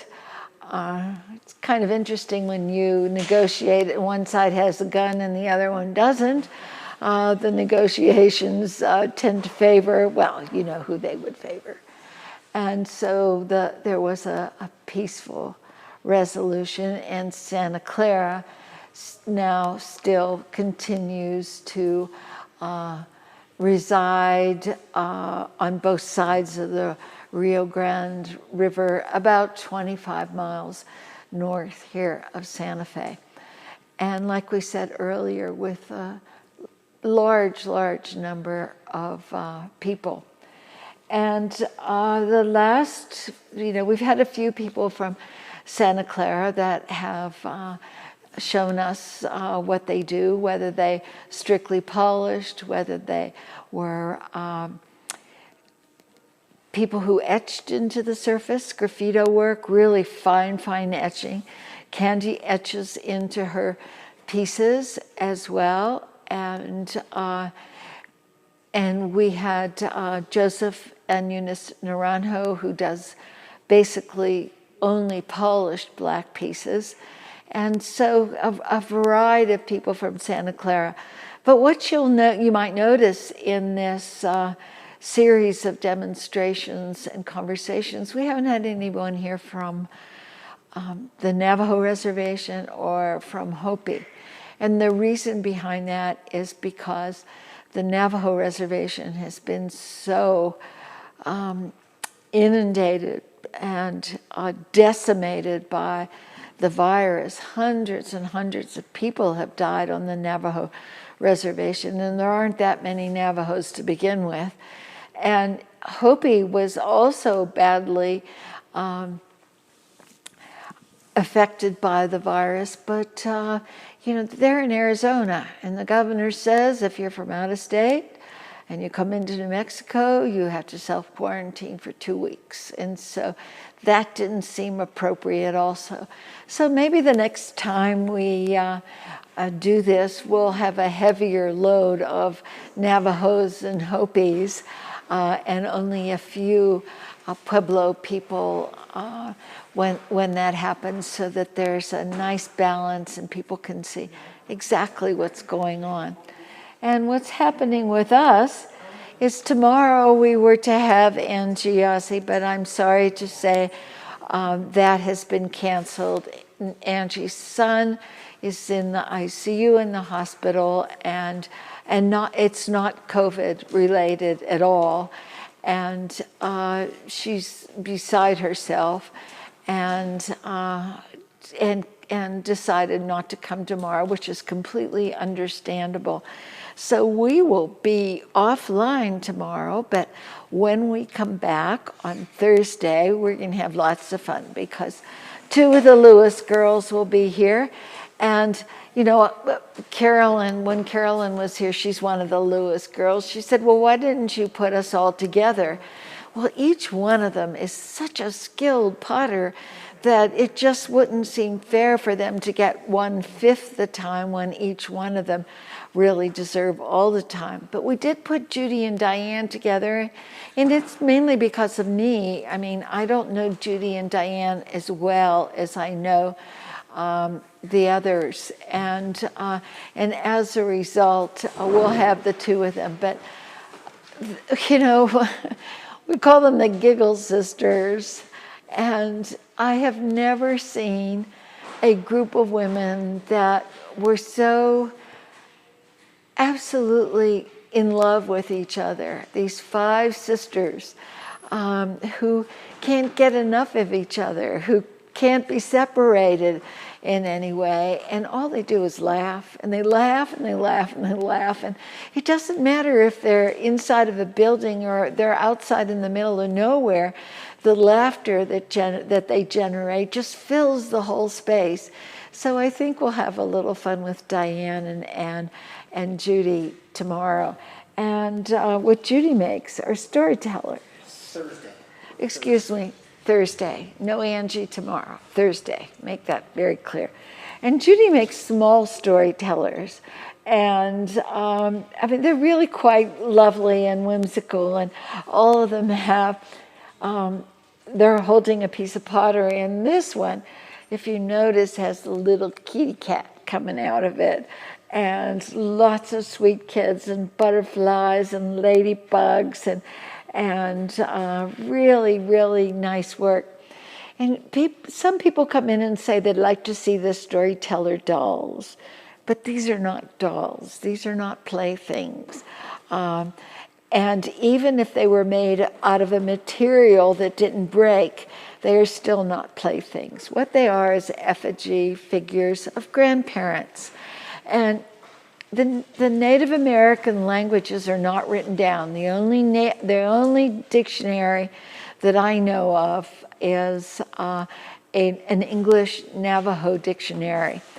And none of the other Native American tribes in the whole country, and there are, you know, what, 400 or 500 of them, they do not have dictionaries, but a lot of them are now very much involved with the revival of their native language, and some of them are lucky enough to have people that still speak them and are able to do some translation and at least get some of them down on paper so that they can be passed from generation to generation. But it was the storyteller that figured that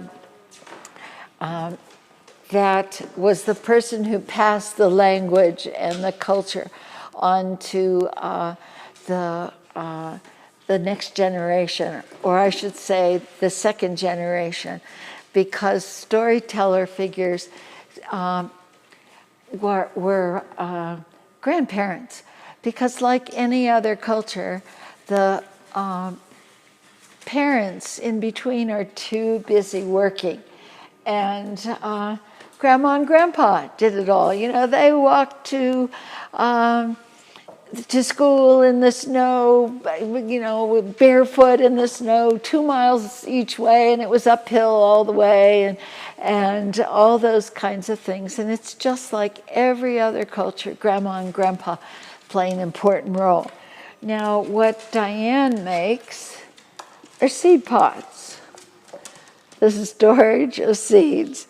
And these wonderful seed pots. I mean, her sister Carolyn exclusively makes seed pods too, but Diane makes a lot of larger bowls, and we hope that she'll have some of them here because they're absolutely delightful with lots of animals and plant material on them. I mean, it's really kind of fun.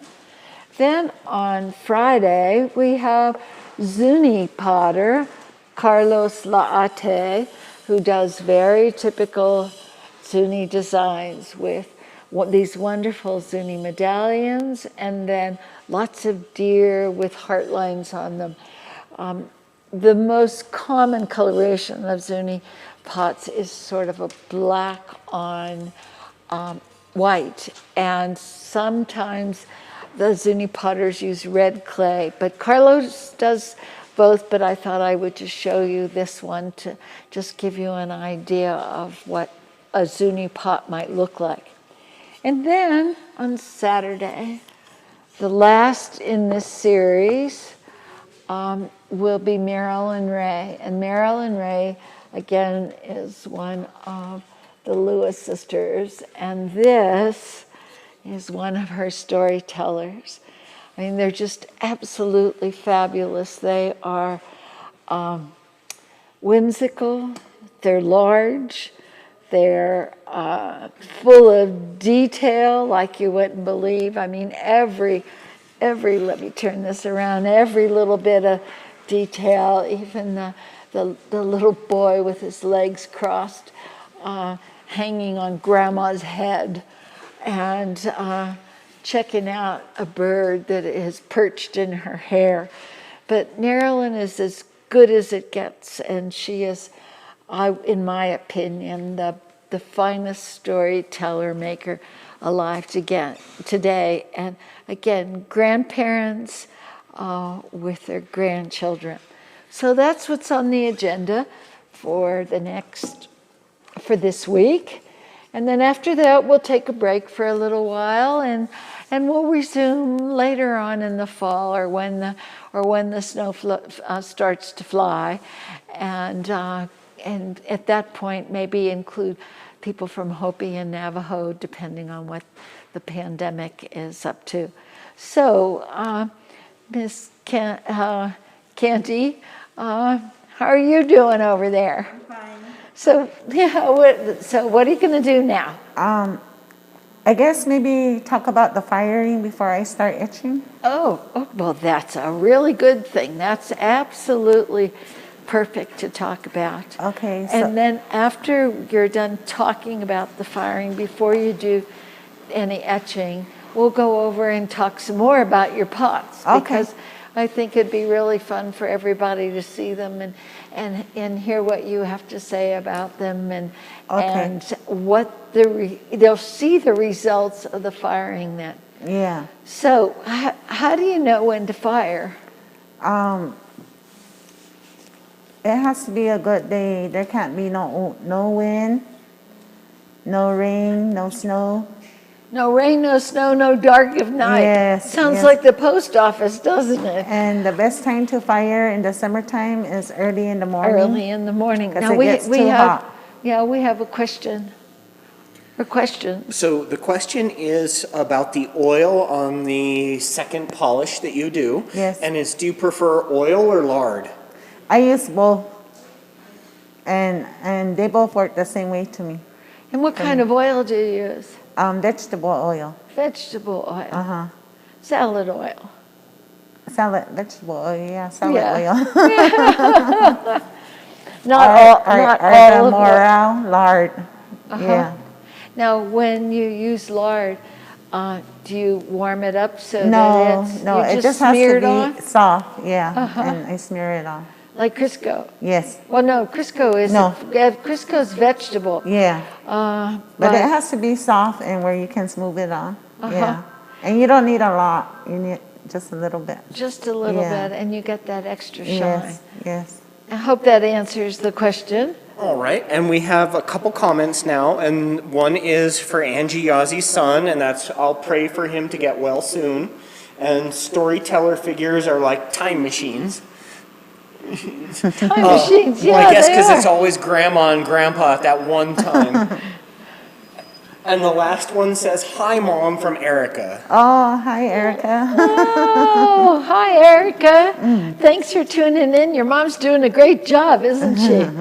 We're having a little fun here watching her make pots, and we love your mom's work. Now, Miss Erica, in order to carry on the pottery making, maybe the spirit will move you sometime. Yes, I and hope while so. your mom's here, she can teach you. I mean, here on this earth, you've got a great teacher to help you get started. So, Erica, if you get the urge, you know where to find us. Anyway, so you need a nice day, early in the morning. Yes. No wind, no rain, no dark of night. Yes. That's a good time to fire. Yes. And how do you prepare for a firing? I mean, what do you have to gather? And Okay. I have to get my cedar wood. And I have to get my cow patties and my manure ready. So once I'm ready to fire, I'm gonna set up 4 vegetable cans, 2 on the side and 2 on the now, side. I want to know what kind of vegetables. It can be corn. It can be corn. no cans. They're mostly corn, yeah, no cans of tomatoes. No. No, it has to be cans of corn. Yeah. So what I do is I fire in a milk crate. You mean like a metal? A metal milk crate, yes. For larger pieces, and for the smaller pieces, I don't remember if you remember back in the days where they had the filing, they were like trays, wired trays for filing. They used to put paperwork in there in the office. Oh, you mean like the stackable Yeah, trays? yeah. So I have some of those that I use for the smaller firing. And so once I put the crate, I put my pots in, and then I'll cover it up with tin. Yeah. I have the crate. Is it easy to get one of those crates now? If for some reason you need another one? Or is this one been around for a long time? This one's been around for a long time. Well, there used to be a dairy in Nambe. Yes. Las Lagunas, as it was called. Oh, I have the worst story about Las Lagunas Dairy that you can ever imagine. My neighbor and I went over there because they used to have milk delivery when I first moved here, and you had a milk box, and all the milk came in glass bottles, and you could get raw milk, and you could get homogenized milk, and you could get milk that wasn't homogenized, where the cream came to the top. And I used to make butter out of that cream, and then drink what you might call skim milk below. But the routes that on my road became smaller, and the guy from Las Lagunas said, well, why don't you we're just a couple miles away, why don't you just come over and pick up the milk now and again. So my older son, who was about 4, and the other neighbor, Amy, and her mother, and I went over to the dairy. And we got, between us, 4 gallons of milk, all glass bottles. And there wasn't anything to put the glass bottles in. And so I was driving, and she was sitting in the passenger seat, and the 2 kids were in the back. And she had these 4 gallons of milk on the floor with sort of her feet and her legs around them. And a dog ran out on the road in front of me, and I slammed on the brakes, and those 4 containers of milk clanked together. Of course, they were glass, and of course they broke, and all that milk went down into the carpet and the seat in my car. Well, we had to sell the car. And we had to sell it in the wintertime because that car smelled so bad. So we waited until it was really, really cold outside so you couldn't smell all the, because we never could get that rotten milk out. And I wish we would have had one of those milk crates. What a disaster. And so you set the milk crate on top of the 4 cans of corn? Yes, I put newspaper and wood on the bottom, and then I put cedar wood. The cedar wood, and then I'll put the crate on, and then I'll put the pots inside the crate. Can they touch each other? No, they cannot touch each other. Yeah. Because if they touch each other, they're not going to turn black. They'll stay red. Oh, so where they join each other, they block the effect of the manure burning. Yeah, I put them like this, like, they can be this close, and just as long as they're not touching. As long as, and how many pots can you fire at once? Well, I just fire what I get done. So I finish maybe 10 pieces at a time, maybe. The miniatures, and if I'm doing the larger pieces, maybe 2. Yeah. Can you stack them? No. No stacking. So after you put the pots inside, then I put a cover on it, just like this cover. But it's tin, so I put it all around. And that's the metal metal tin, yes. Trays. And so it covers the top and the sides, and then the sides too. And the sides too, yeah. You don't. I don't cover it all the way down, but some part of on the sides. It'll be flapping down, But it won't cover the bottom. So then after I do that, then I put the cow patties all around. And the cow pies are dry. They're dry. Yes. Frisbees. They're like frisbees. Yes. And I set them all around, and then I'll put more wood on the top. And then once more I put cedar, more cedar wood on the top, and then I'll put more cow patties on the top. So once that's done, I can start the fire.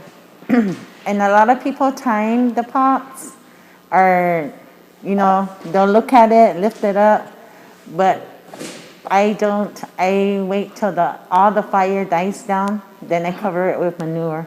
So you wait until the wood is turned to ash? Yes. Then I put the manure, I cover it up. And you use dry manure? Yes, I use dry manure. And any particular animal? Horse. Horse manure? Yes. And then the miniatures I leave in for half an hour. The larger pieces take longer, so like an hour. And then I take it apart, and they're red when they go in, and then the horse manure turns it black. So when you're doing a red firing, you use pine wood, and you don't use no cow patties or horse manure. And what you do is you do the same thing on the bottom of your base. You put firewood and burn it. You use cedar? No, pine? you use pine. And then you'll put the wood standing up around the sides. And you'll let it burn really good for 15 minutes. And then you take it apart and it's done. But you do not uncover the pots. You just let it sit there till it cools. Yeah. Because if you take them out too early. Yes. Yeah. Yeah. And so when you put that horse manure on, is it, sort of like in those charcoal-sized nuggets, the way it comes out of a horse? No, it's really fine. It's really fine. Yeah. So you have to sort of grind it up or chop it up? No, where I go, they have a lot of horses. Yeah. So they, just by them stepping on it, it's really fine. Oh, yeah. So they're breaking it up as they walk on it, and then you just shovel it up from there. So when that horse manure goes on, it burns on the inside. Yes. And it smokes it. Yeah, how thick is the horse manure that you put on? Is it just a little dusting, or is it, Yeah, no, I put it till it doesn't smoke.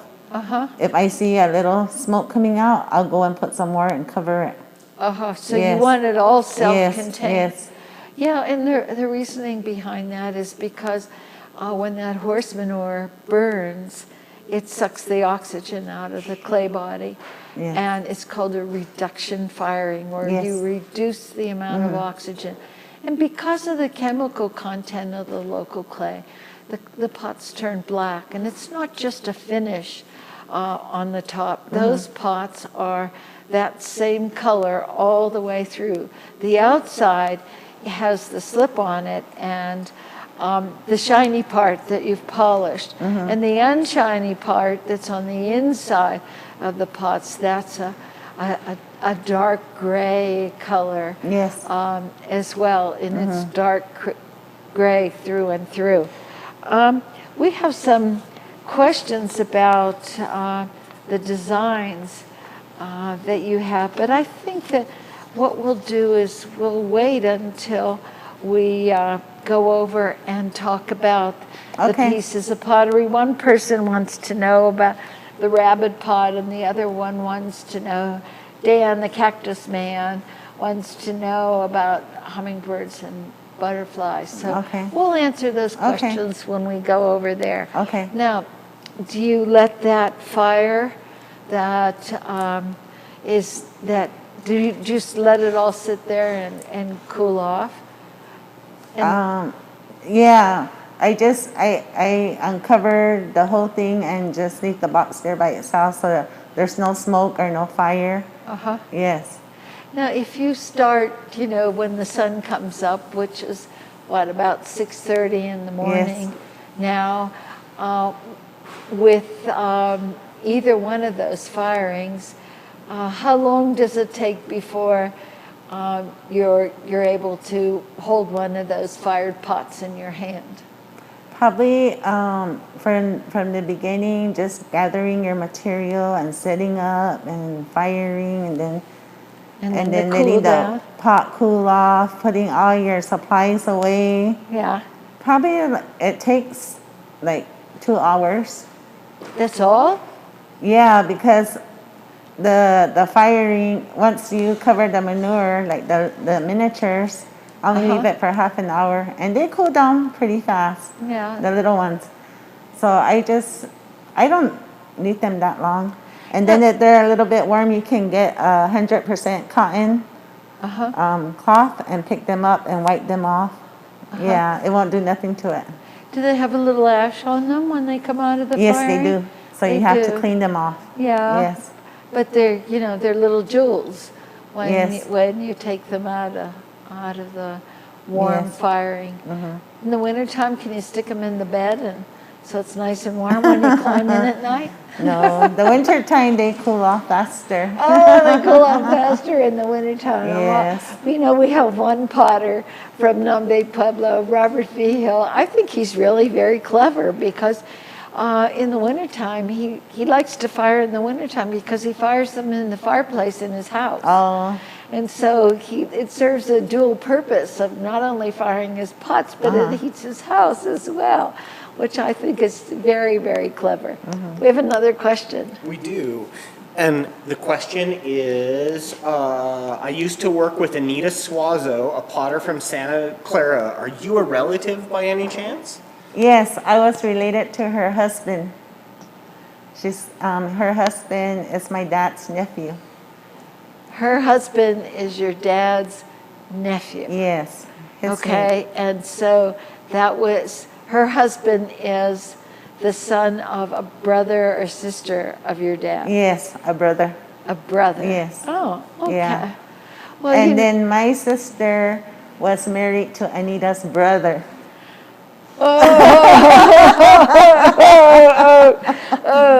I mean, this is what, sometimes makes it extremely difficult, is sorting out people. And, there are probably, 5 or 6 names at Santa Clara, and 2 of them, like the Naranjos and the Tafoyas, Yes. I mean, there are a zillion of them. And sometimes they can intermarry, with the same last name and not be related. I know. Which is really, really very strange. Yeah. And, when you think about Suazos and Bacas and any other names that have there, where there are a lot of them, besides Naranjo and Tafoya and Suazo and Baca. And it's really interesting because you hear all these Hispanic names and you're looking at a bunch of Native Americans. Well, when the Spaniards came, they renamed a lot of stuff around here, and well, they could read and write, and so they were incredible record keepers.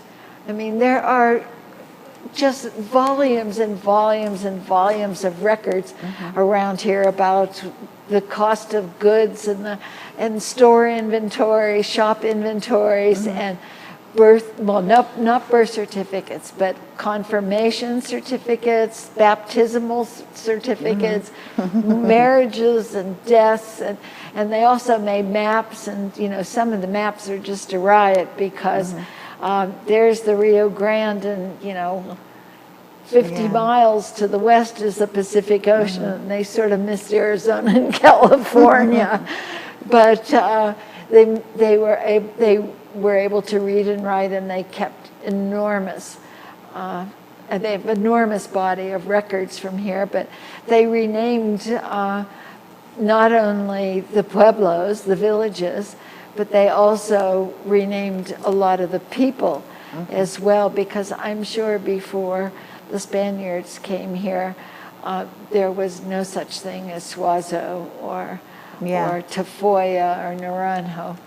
Anyway, but what I think, so that's the whole firing process in a nutshell. Yes. Except for what you do, obtaining the two different colors. Yes. And what we'll do is we'll save that so we can actually show people how you do that.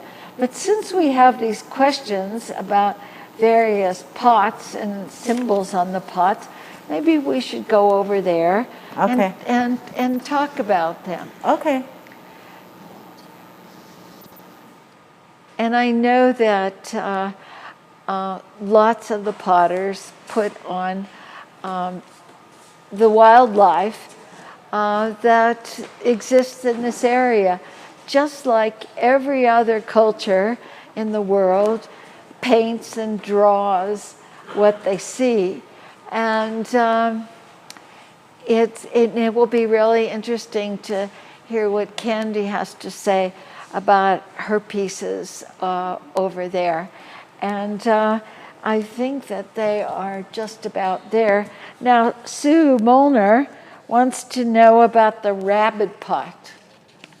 And maybe you could start with that one. And by the way, hello, Sue. It's nice to hear from you. Thank you. It's been a long time since I've seen you, only because, we're sort of closed here. But you and your hubby are always welcome to knock on the door. We know that you are safe, and that then you can come in and visit with us, because we would love to see you. And I'm so glad you moved here from Santa Fe, from that cold country. I think it was like Minnesota or Wisconsin, but up in that neck of the woods. And thanks for coming to Santa Fe. And one of these days I'm going to invite myself over to see your collection, because I know what you've bought from us over the years is fantastic. And so I'm sure that there are many, many other incredible pieces in your collection. And thanks for tuning in. And yes, we'll have Candy talk about the rabbit pot. All right, so I'm over here with Candy and the rabbit. So Candy, what can you tell me about the rabbit? There's lots of rabbits where I live. And then, Pueblo. It's called Puje, we say it in Indian, and that's the gathering of the rabbits. Can I ask a favor? I'm going to take a step back. Okay. And will you take your mask off and say that real clearly into the camera, okay? The word for rabbit? The word for rabbit.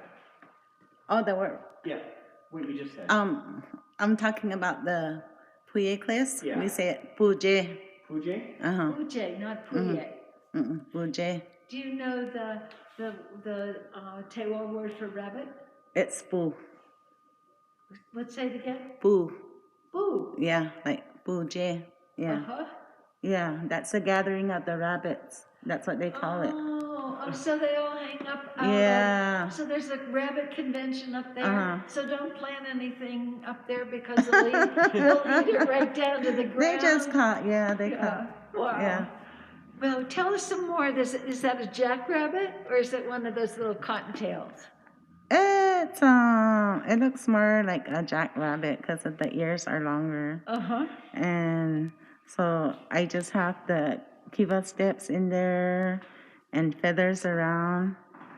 And then I have the hummingbird on the other side. Well, that will lead right into the other question that I have.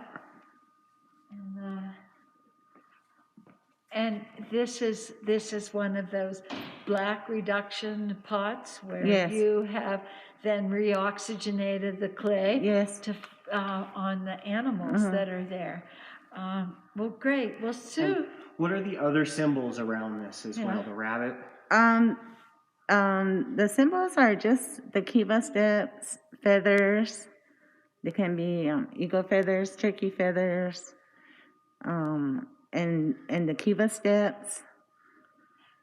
And then on the sides, what are the... The sides are more feathers, Kiva Steps, hummingbird.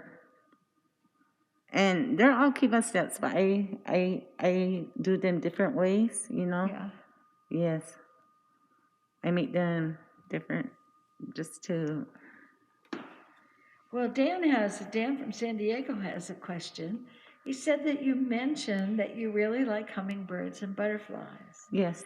Do either one of these have any personal significance for you or anything to do with your culture, any cultural importance, or both?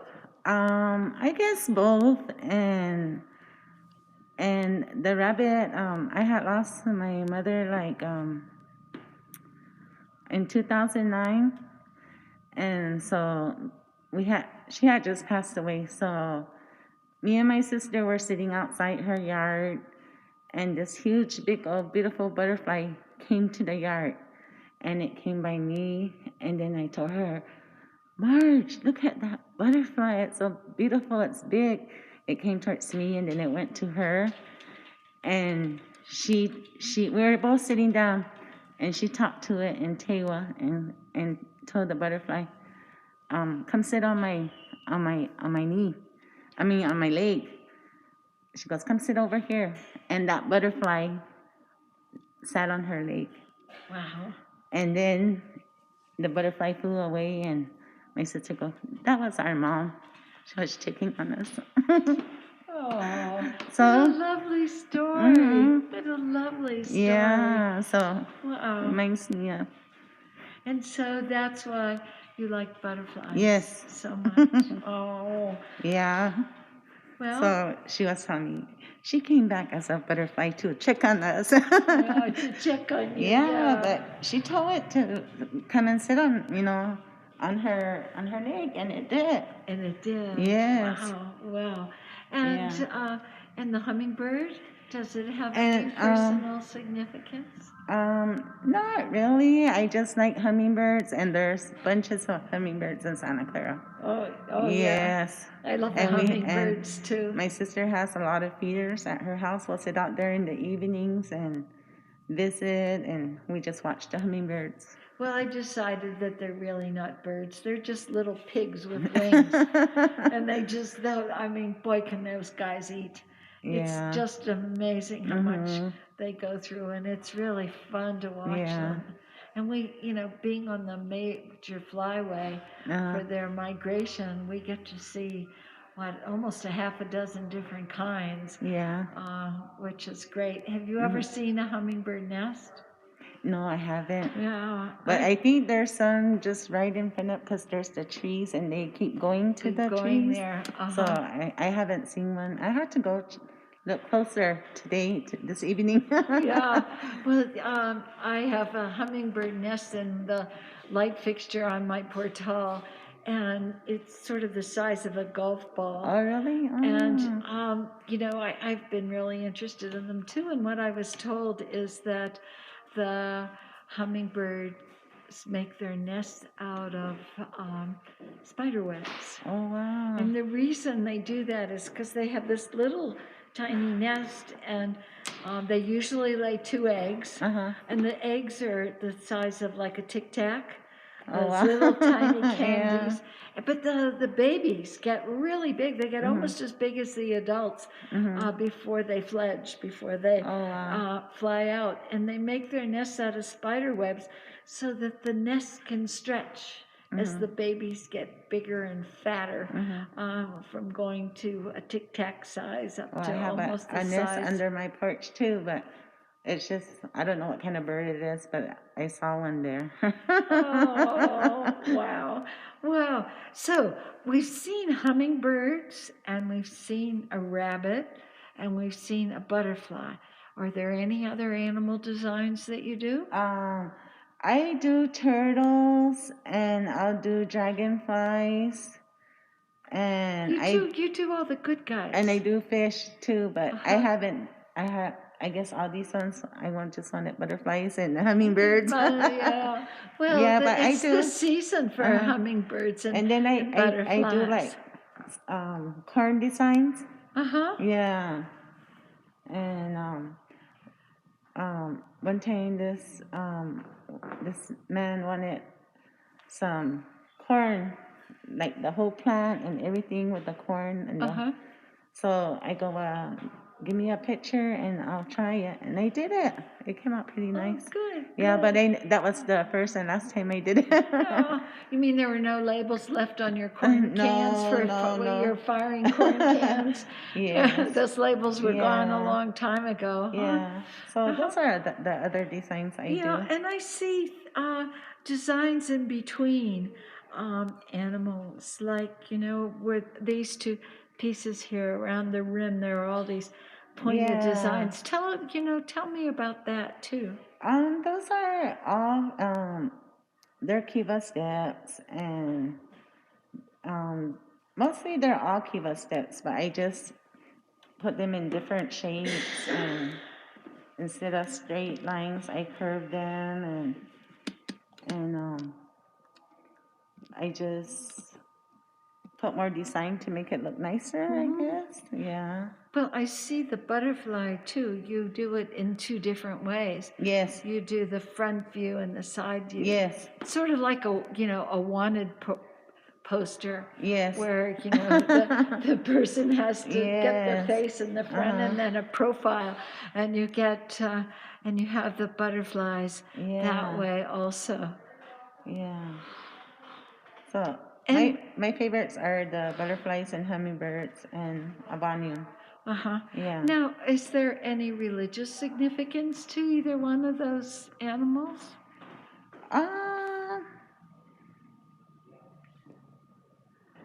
Is there any special meaning for them at Santa Clara? No, they just hunt them. Well, I've heard that you said you also do dragonflies. Yes. That dragonflies were the symbols of good luck. Oh. And dragonflies, they're just so beautiful in the sun. And lots and lots of those butterflies. Yeah. And have you ever thought about, branching out and doing other animals too? Yes, I want to try some more animals, but usually when I sit down to work, that's the first thing that comes to my mind. The butterflies. So I have to look at photos of different animals and see how I can draw them and put traditional designs inside of them. Yeah. Well, good. Is this a good time to start? Yes. Etching? Yes. Yeah, good. Okay. Yeah. So Candy, you want to just tell me about one more piece, and we will, and then we'll get set up to do the etching. Okay. So will you grab one and just tell me a little bit about the Avanu? Does it have all kinds of water? It has all sorts of water symbols on it, right? Yeah. And then this could be the water too, like the water moving. So yeah, so from my understanding, right, the head of the Avanu, or the head of the snake, represents the clouds that are building over the mountains. Yes. The lightning bolt tongue that's a represents lightning. exactly that, lightning, and then the body of the serpent represents the ebb and the flow of the river. Correct? Yes. Yes. And it looks like waves in Kiva Steps, right? Yes. And have you ever seen the river flowing with those kind of crazy waves from our monsoon moisture? Yeah, you do. Especially, you should see them when it rains up in our canyon and the rainwater comes down. Yeah. Well, since the fire, right, there's really not much that slows that water down, so it comes down pretty hard. Well, now they built these big old I don't know what they call them, but it stops the water from coming down a lot. Yeah. Well, that's really great, Candy, and I really appreciate you showing me all these guys. Okay. And let me just send it back over to Andrea. Okay. Are you ready for me? Yep. I mean, this bud's for you. No,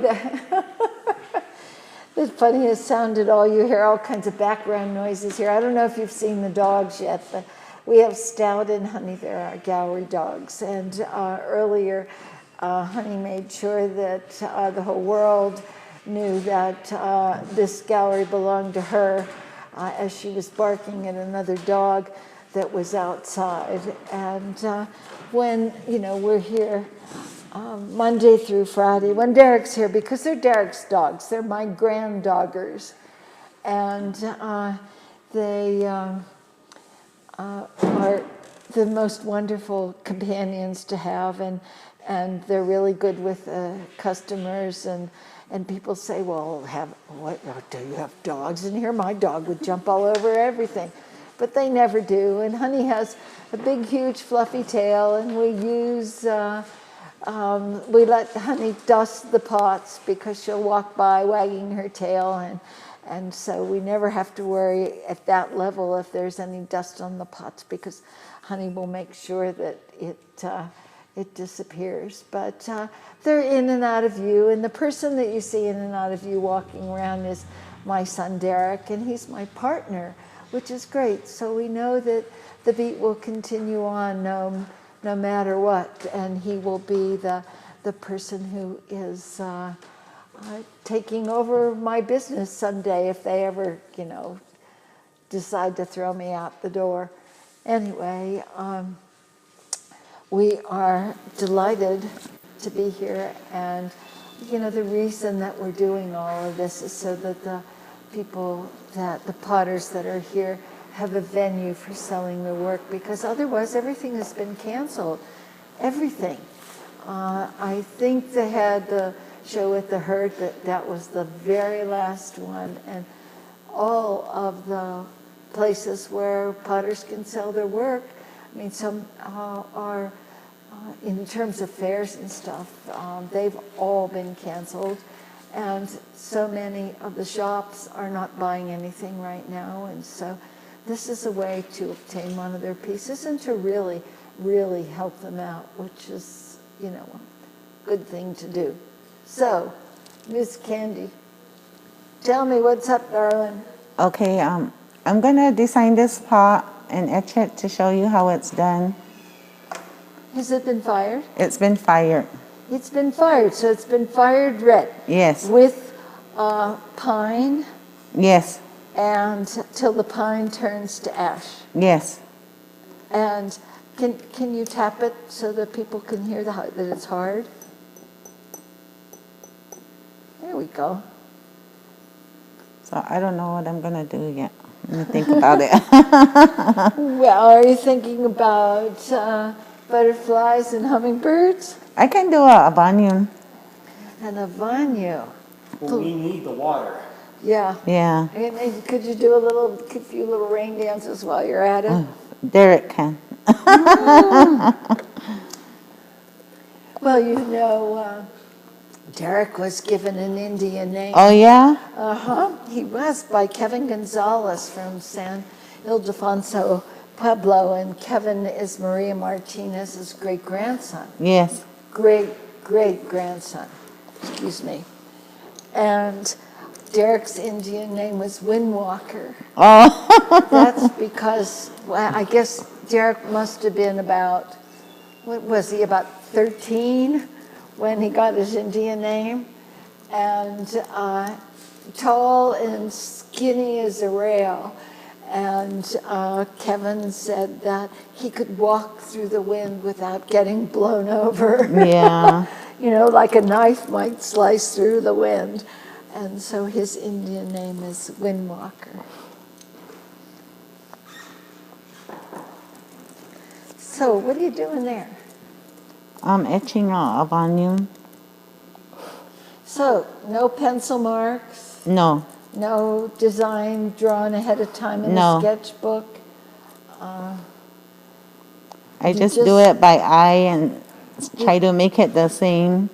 You just do it, huh? Yes, I just do it.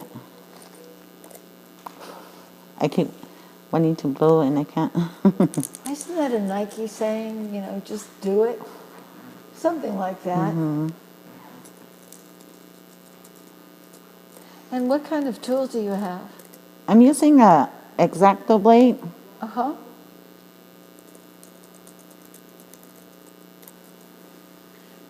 And how many X-Acto blades do you go through?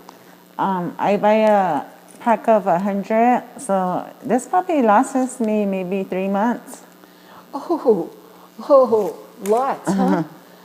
So I have a cup that's full, almost full, from all the, and then I give them to some of the carvers.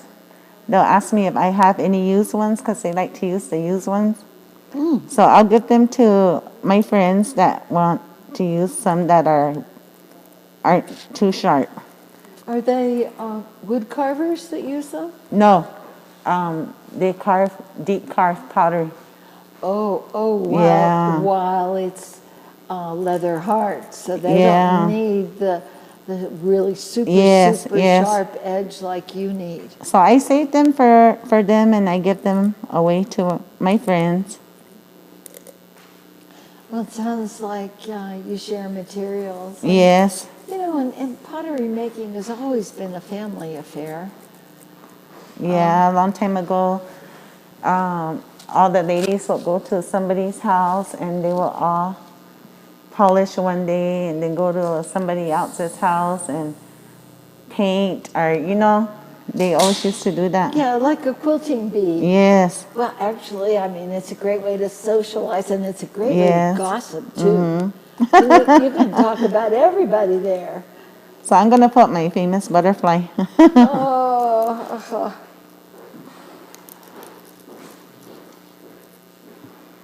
So you're going to do a butterfly and an avanyu?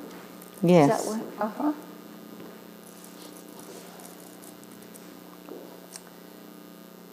Now, several people who say they etch, that usually as they're etching, they blow the...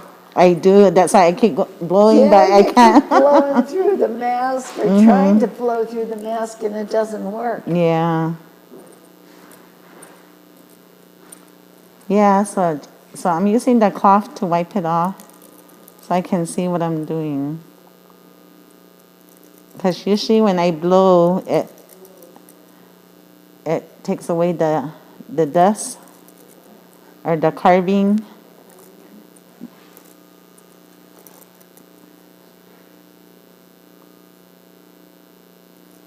Need a little fan, like to have in, manicure places.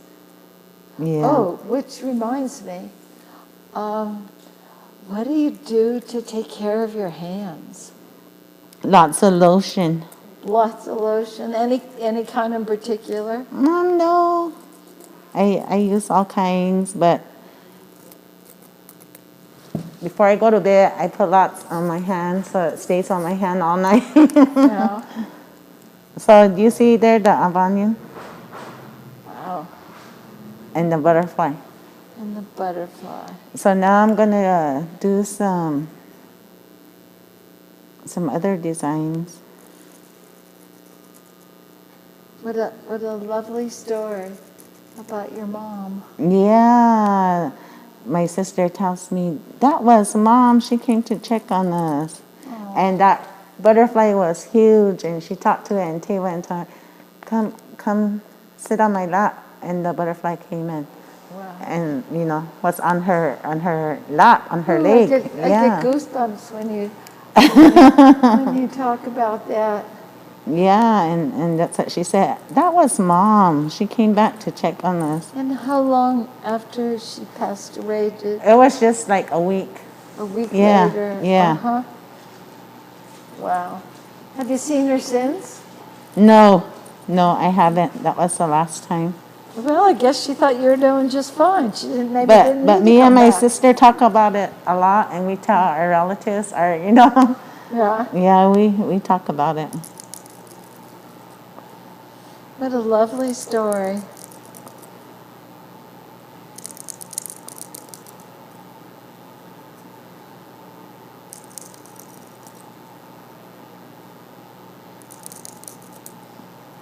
And you just draw away on that pot, freehand. Yes. Now, obviously, you can't make that pot black because it's already fired. Yes. And so, in order to do the two-tone, you're going to have a black pot. Did you bring one with you? Yes, I did. Ah, perfect. Perfect.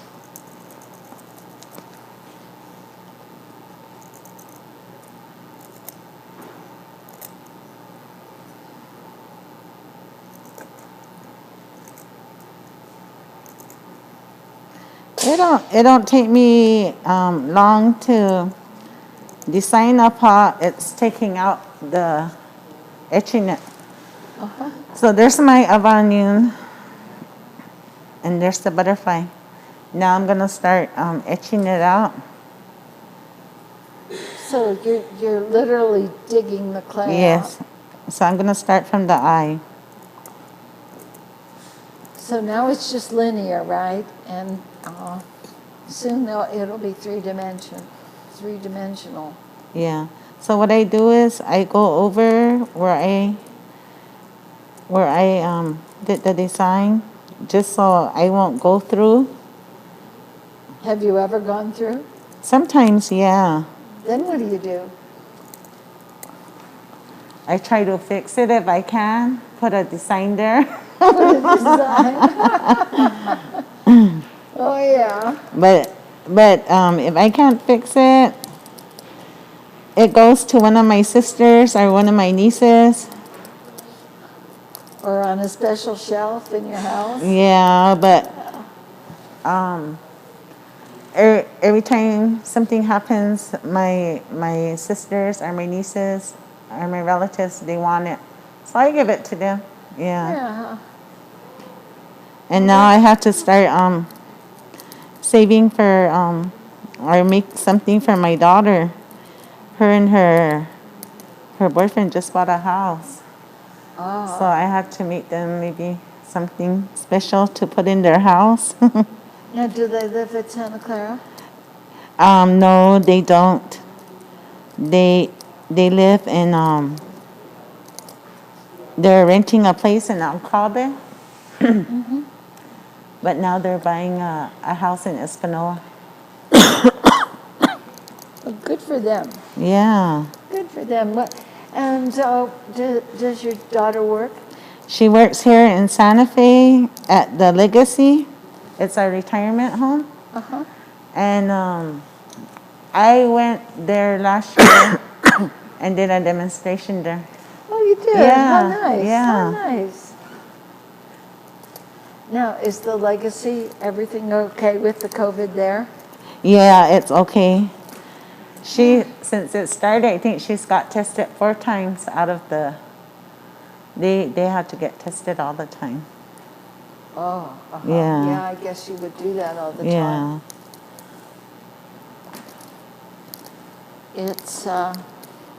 It's really hard breathing around here. You'll hear me coughing away. Now we have 2 fires going on. Last time I talked, about the Rio and Medio fire, there was only 1 fire and it was literally exploding. It's, do you know how many acres it is now, Derek, roughly? It's around 3,000 acres. And they have some good containment possibilities around it. They've been working hard. The Forest Service has been giving daily briefings, both in the morning and the evening on their Facebook page. And they've been live with maps and telling exactly what they're doing. And it's been quite informative. And it's something that is really nice being in the fire's path, so to speak. Santa Fe technically is in the fire's path if they're not able to contain it at this one road, Pacheco Canyon Road. So hopefully, knock on wood, right, we're knocking on wood as much as we can, and that they'll be able to get that under control. The other fire that is burning is called the Caja Fire, and it's burning approximately halfway between White Rock and the I-25 exit on Cochiti Pueblo on the Santa Fe side of the Rio Grande. It's burned about 800 acres so far. It started 2 days ago due to lightning. They have no containment on it whatsoever.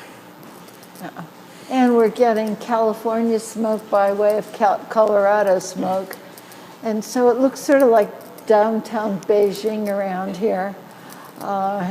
Really, funny sunrises and sunsets. The light that comes through your window is orange. It's really kind of creepy, but hopefully we'll get some more rain. There's some in the forecast, but the percentage of possibility is rather low. So we'll see what happens. But they've called out every fireman they possibly can to get that Rio and Medio fire under control because they don't want it to move towards Santa Fe at all. And you can hear the helicopters and the airplanes, and they're dumping all kinds of stuff. But it's nothing at all like California and what's going on there. But still, it makes it hard to breathe, and we're used to clean air. And it's really funny because, the air is gray, and you can almost cut the air, and we still don't have any really critical pollution warnings because the air was so clean to begin with that this is not too bad. Mm-hmm. But for us, it's just, so unusual. So what are you up to now, my dear? I'm etching, but it's going to take me a long time to etch the whole thing out. So this is how I etch. Oh, look at how far you've gone. Yeah, but it's going to take me longer to do the whole thing. Uh-huh. So, okay, once I take out all the etching, uh-huh, what I do is I have to go back to the pot, and what I do is I go over the lines. So everything I etch out, I have to straighten out my lines.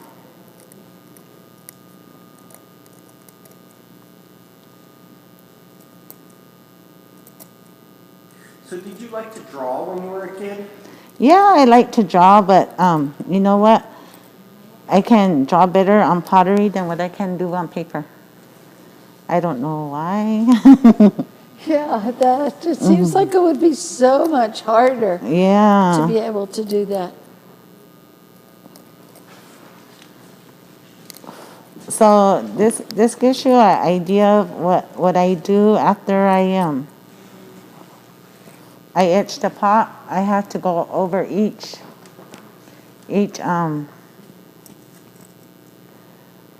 So I took this out. So after I take out all these lines, I'll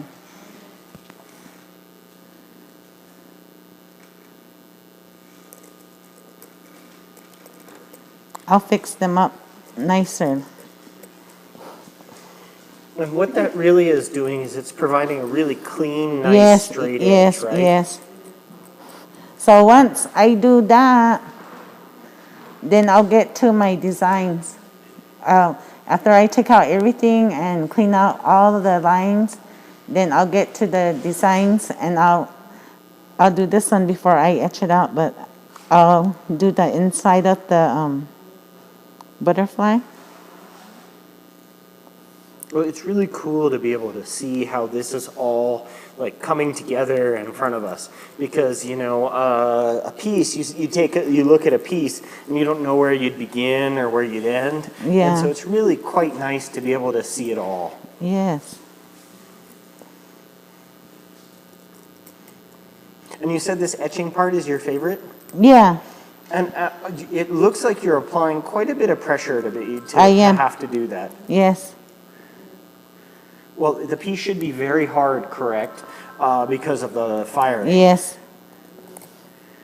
And if you overbake your pots, you can't even if you put pressure on it, it'll just slip. Mm-hmm. And you can't etch it. It's too hard. And so that means that, you know, by overbaking your pots, you're effectively, you're firing them at a higher temperature for longer, correct? Yes. And because higher temperature pieces, well, I'm going to take a step back for a second. Glaze in pottery is technically sand that melts into glass. And so you have to be at a super high temperature for that to happen. And that's what our dishware is used, or the stuff we eat off of these days.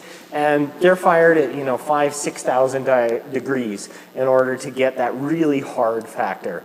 And what kind of temperature do you think you're firing to in the pit that you fire in? Really hot. I don't know. I never checked it. I don't know, but it's really hot. So what I've heard is Santa Clara pottery is typically fired somewhere between 12 and 1600 degrees. Probably. Yeah. Mm-hmm. And so it's not reaching those temperatures at which glaze would work. And so it's not waterproof at all. And so we don't recommend that anybody ever use water in any of these pieces, even though they seem like they could be used for it because they're so shiny and beautiful and they appear kind of like our dishware, but they are not at all.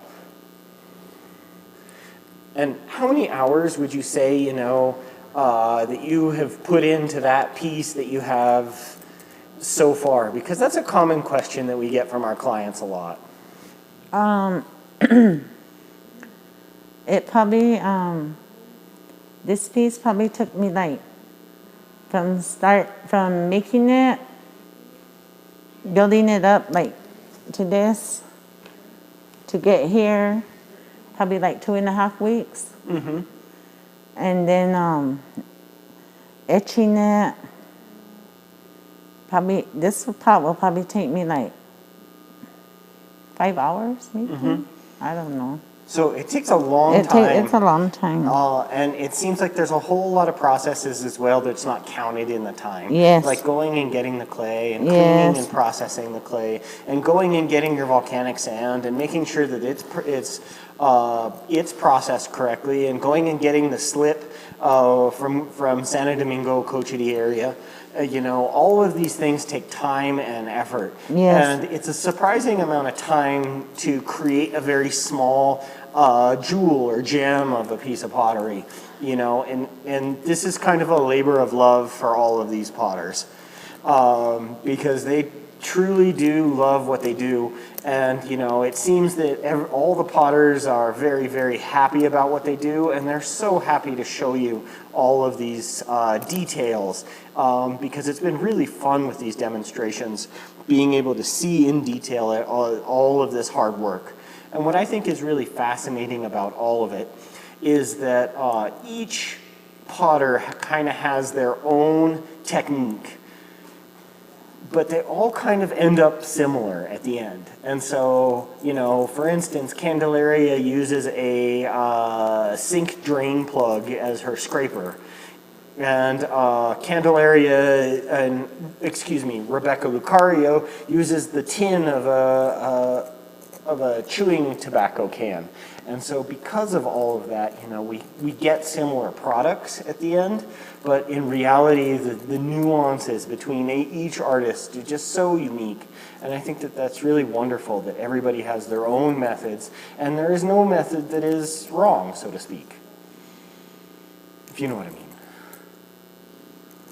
But anyway, Candy, so you're still working on cleaning that guy out?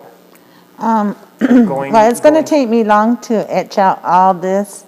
So what I did was I did this part, and then I got a cleaner, you know, line. I go over each line after I etch it. And then I haven't etched outside of the butterfly, but I etched inside of the butterfly. Oh, the feathers? Yeah.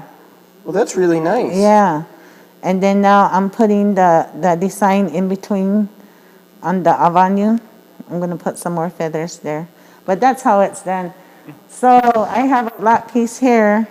So this one's etched. It's already done. See, so it's going to come out something like this. Okay. Well, yeah, it's really beautiful Yeah. how is the red different than the black? The red is different because they're both fired different. Oh, so they're fired differently. Yeah. And so how would you fire a red piece? A red piece, I will fire it with pine wood, and the black piece, I will fire it with cedar wood, and I cover it with manure, which this isn't covered with manure. Mm-hmm. So the manure turns it to black. Mm-hmm. And it's sucking all the oxygen out of the clay. Yes. And that's why it turns black. Do you want me to work more on this? Or yeah, for a little bit. Okay. How about that? That would be great. I'll try and take Are you good with talking and working at the same time? Yeah, I can. I do that at home a lot when I have visitors. But you haven't really had too many visitors as of the pandemic, right? No. But you still do puzzles, correct? We got tired of doing puzzles now when it got warm. Yeah. So now we visit outside at my sister's house. Me and my sister take turns cooking supper. So I eat with her and her husband, and sometimes my son comes, or one of her daughters will go over, but it's just mainly us. I have an auntie that I'm close with, and two aunties. So I'll invite them for supper, and we go hang out and sit out there till we used to stay out there till like 9 or after 9, but now it's getting dark by 8:30. So we leave early. So I have a comment that says, guys, do you know insects called termites? They build their mounds and nest with clay, and their saliva is some sort of binding agent produced for their body. So interesting little comments we're getting. Yeah. But yeah, it I seems didn't know like that. you do a lot of insects. Yeah. And I didn't know that either, so. So the insects are on the right pot because it's clay. Mm-hmm. Yeah, there you go. So you say that etching is your favorite part. Is it drawing the design, or is it cleaning it out? What part about etching is fun? Doing the design. The favorite part is doing the design, but the taking it out, it takes long. Yeah. So do your hands cramp up at all? On the miniatures? Yeah. Yeah, they do. On the tiny ones. And what do you do to help them? I just take a break. Okay. Because we had Joseph Naranjo demonstrating, and he said when his hands cramp up, he goes and does the dishes with warm water. Oh yeah, that will help. Warm water really helps him. And it's interesting to see what everybody I sit there and does. do this. I try to massage my hands and walk around, do housework, and and then come back to it. Yeah, and we always get this question is how long does it take to make a piece of pottery beginning to end? And I don't think we've actually had a potter be able to successfully answer that question because there are so many different processes that breaking them down is hard and nobody really keeps track. No. But I'm still going to ask the question, and how long do you estimate it takes to make a piece of pottery start to finish? These little ones, probably since now it's summertime and they dry fast. So this one I just made. This one I made yesterday, but it's still hard and it still needs to be thinned out because I can feel it. It's heavy. Once it dries, then you have to sand it and polish it, fire it, and etch it. It'll probably take me like maybe 2.5 weeks. Yeah. Yeah, so I think that's the part that everybody is amazed about. Yeah. Is it's not a short process by any means, and there are so many little details to it. For instance, and what tools that you like to use, and making sure that you get the correct thickness and everything else, because you're obviously pushing pretty hard here to etch it. Yes. And so it has to be strong enough to be able to handle that without it collapsing or breaking on you. Yeah. And do you squeeze hard on the pot when you're holding it as well? No. Because it seems like you're pushing really hard with the X-Acto blade, because I can see it bending. Yeah. But yeah, it's really cool to be able to see you do all this etching, Candy. Thank you. And we really appreciate you being here and everything else. And hopefully, everybody in Santa Clara is still safe, happy, and healthy. Hopefully happy is the hard part. I want to say hello to everybody in Santa Clara. Yeah. And my neighbor. Yep. She's a little girl. What's her name? Her name is Ka. Ka? Yeah. Well, hi, Ka. We're all here thinking about you. Hopefully you're watching. If not, you can watch sometime in the future. But just to remind everybody that Candelaria's pieces are for sale, and they are on our website. If you go to AndreaFisherPottery.com and to artists, and S for Suazo, and then find Candelaria in the list. There's quite a few S artists that we have. And then in there, all the pieces are listed in price from the highest priced first to the lowest price towards the bottom. It kind of makes it an easy way for you to view our site. So you can always scroll to a price range that you're more comfortable with. And all of the artists actually, in fact, that we have done demonstrations with, all of their pieces are all online. And, buying a piece of any artist supports the artist community in New Mexico. And we think that that's really important because we want this art form to continue long into the future, because we feel that it has great value and that the indigenous peoples of this area do great work and are well deserving of all of the accolades that they get. And so, we're very happy about that. So those are your basic tools, correct? Do you have any other tools that you use? I do. Ooh, what's that? It's like a compass, but it has the sharp middle at the end. Okay, I'll probably redo this. Don't damage a piece. No, I'm just going to show you, because I'll probably resand it and polish it again. Okay. So what I do is when I'm making, I'm going to do a circle, I'll use this. Oh, to make a perfect circle. To make a perfect circle.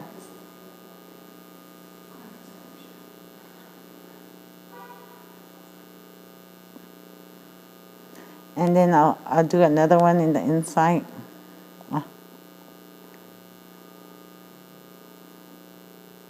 It's a little different when it's soft, right? Yeah. It messes up right away. See, so that's how I would do my circles. And then, I'll just, from this point, and this won't be so dark like how it is on here. because this isn't fire, so that's why it's doing that. But I will come here, and I will come here. Just with my eye, try to make even lines. Well, it's amazing to watch you do this without any kind of measurement at all. Yeah. I learned from my mom. She never used measurement or anything. And your mom was a potter, correct? Yes. What was her name? Santa Suazo. Santa Suazo. What kind of pots did she make? She did the black and black. She painted painted on the pots.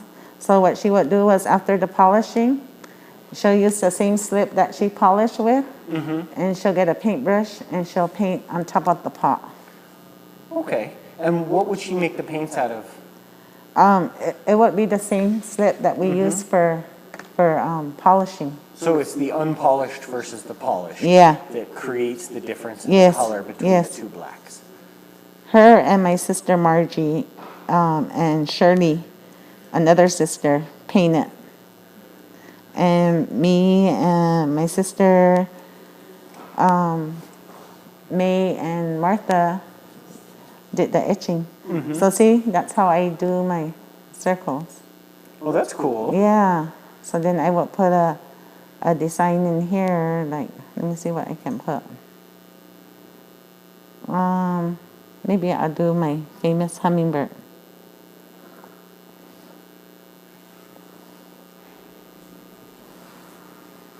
See, this one I don't even have to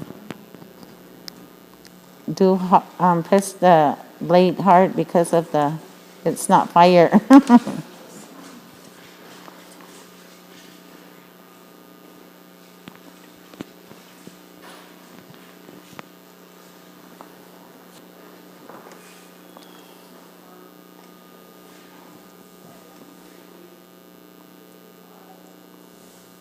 So Candy, where's that black pot that you have that's ready This is ready to, so this is how I do the etching. And this is the pot that I polish, but I'm just showing one of my other tools and what I use it for to make the circles. And yeah.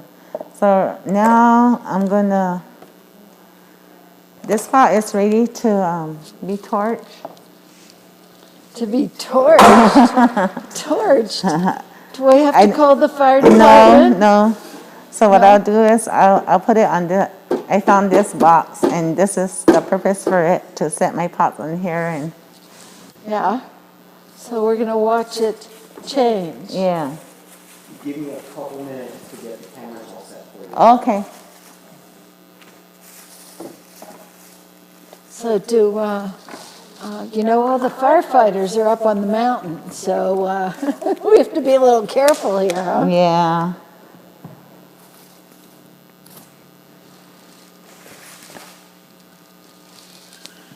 So you're going to torch it right in that spot where?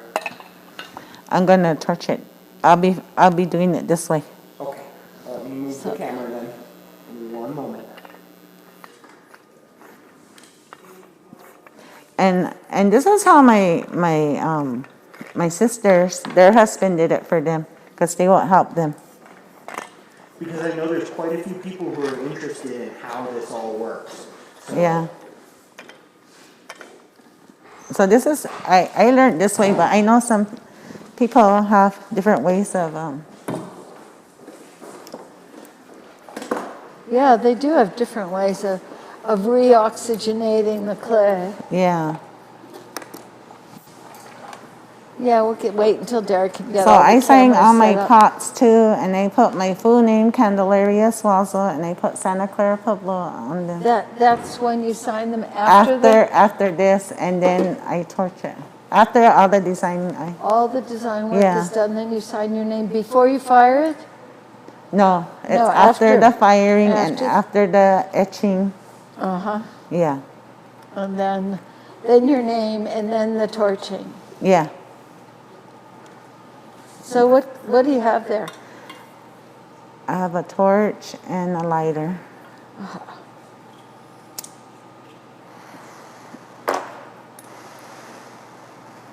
So nice and low. Yeah.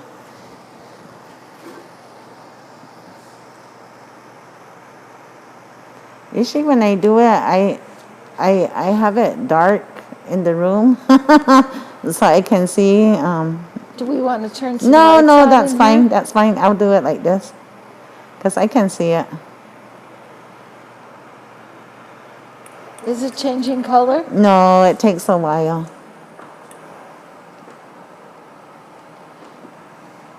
So it's like a piece of fried chicken, huh? Takes a while Yeah. to turn brown.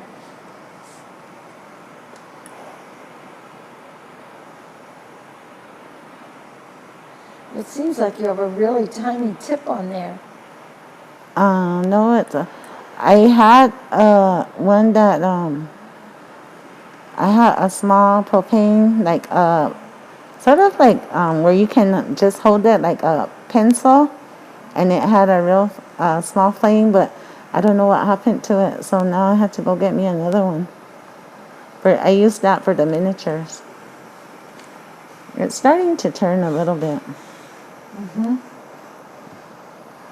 It is. You can see that. Yeah.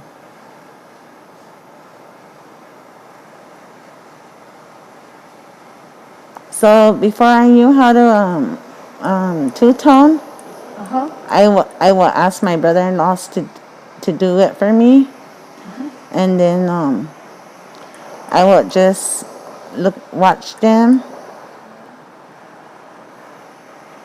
and that's how I learned, and I started doing it myself.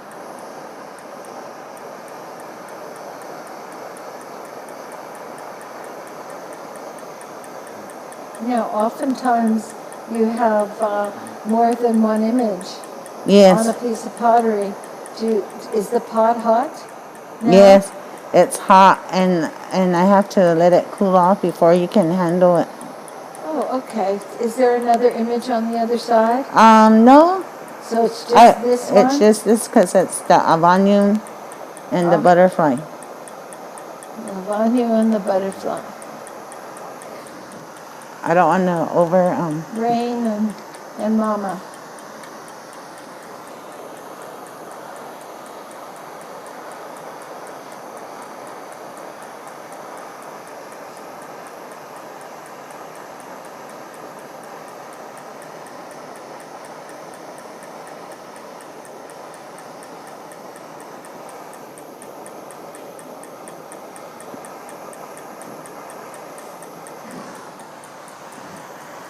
I'll leave it for a little while and see how, because I can't really.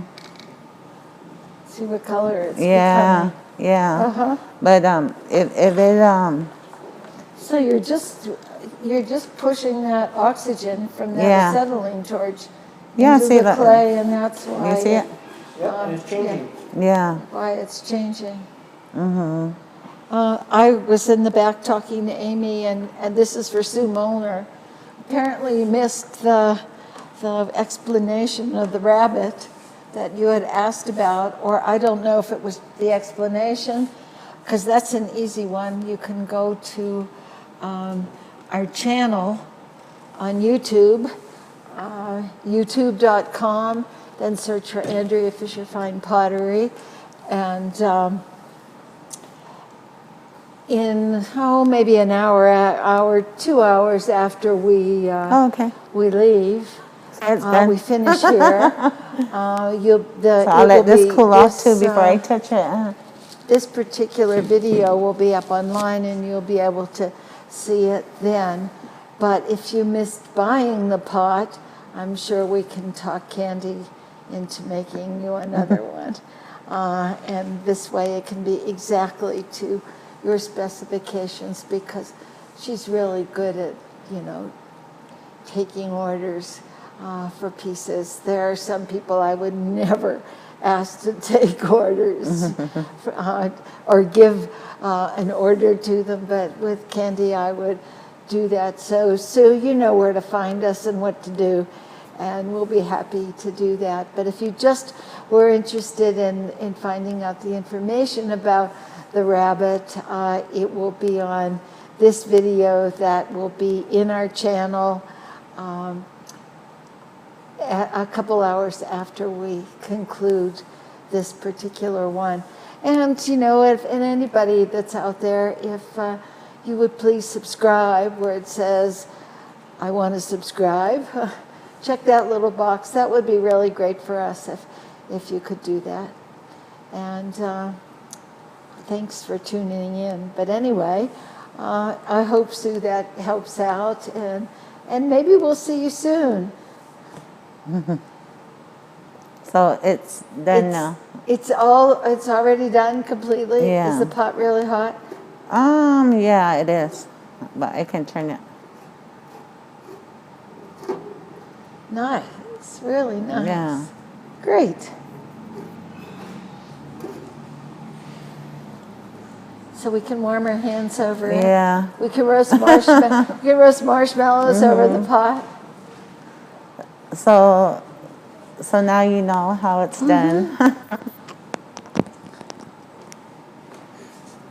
So we have a couple of comments, and the first one is hi, Auntie Candy, everything looks good, we're all really proud of you, and that's from Patricia Naranjo. Oh, okay. Thank you.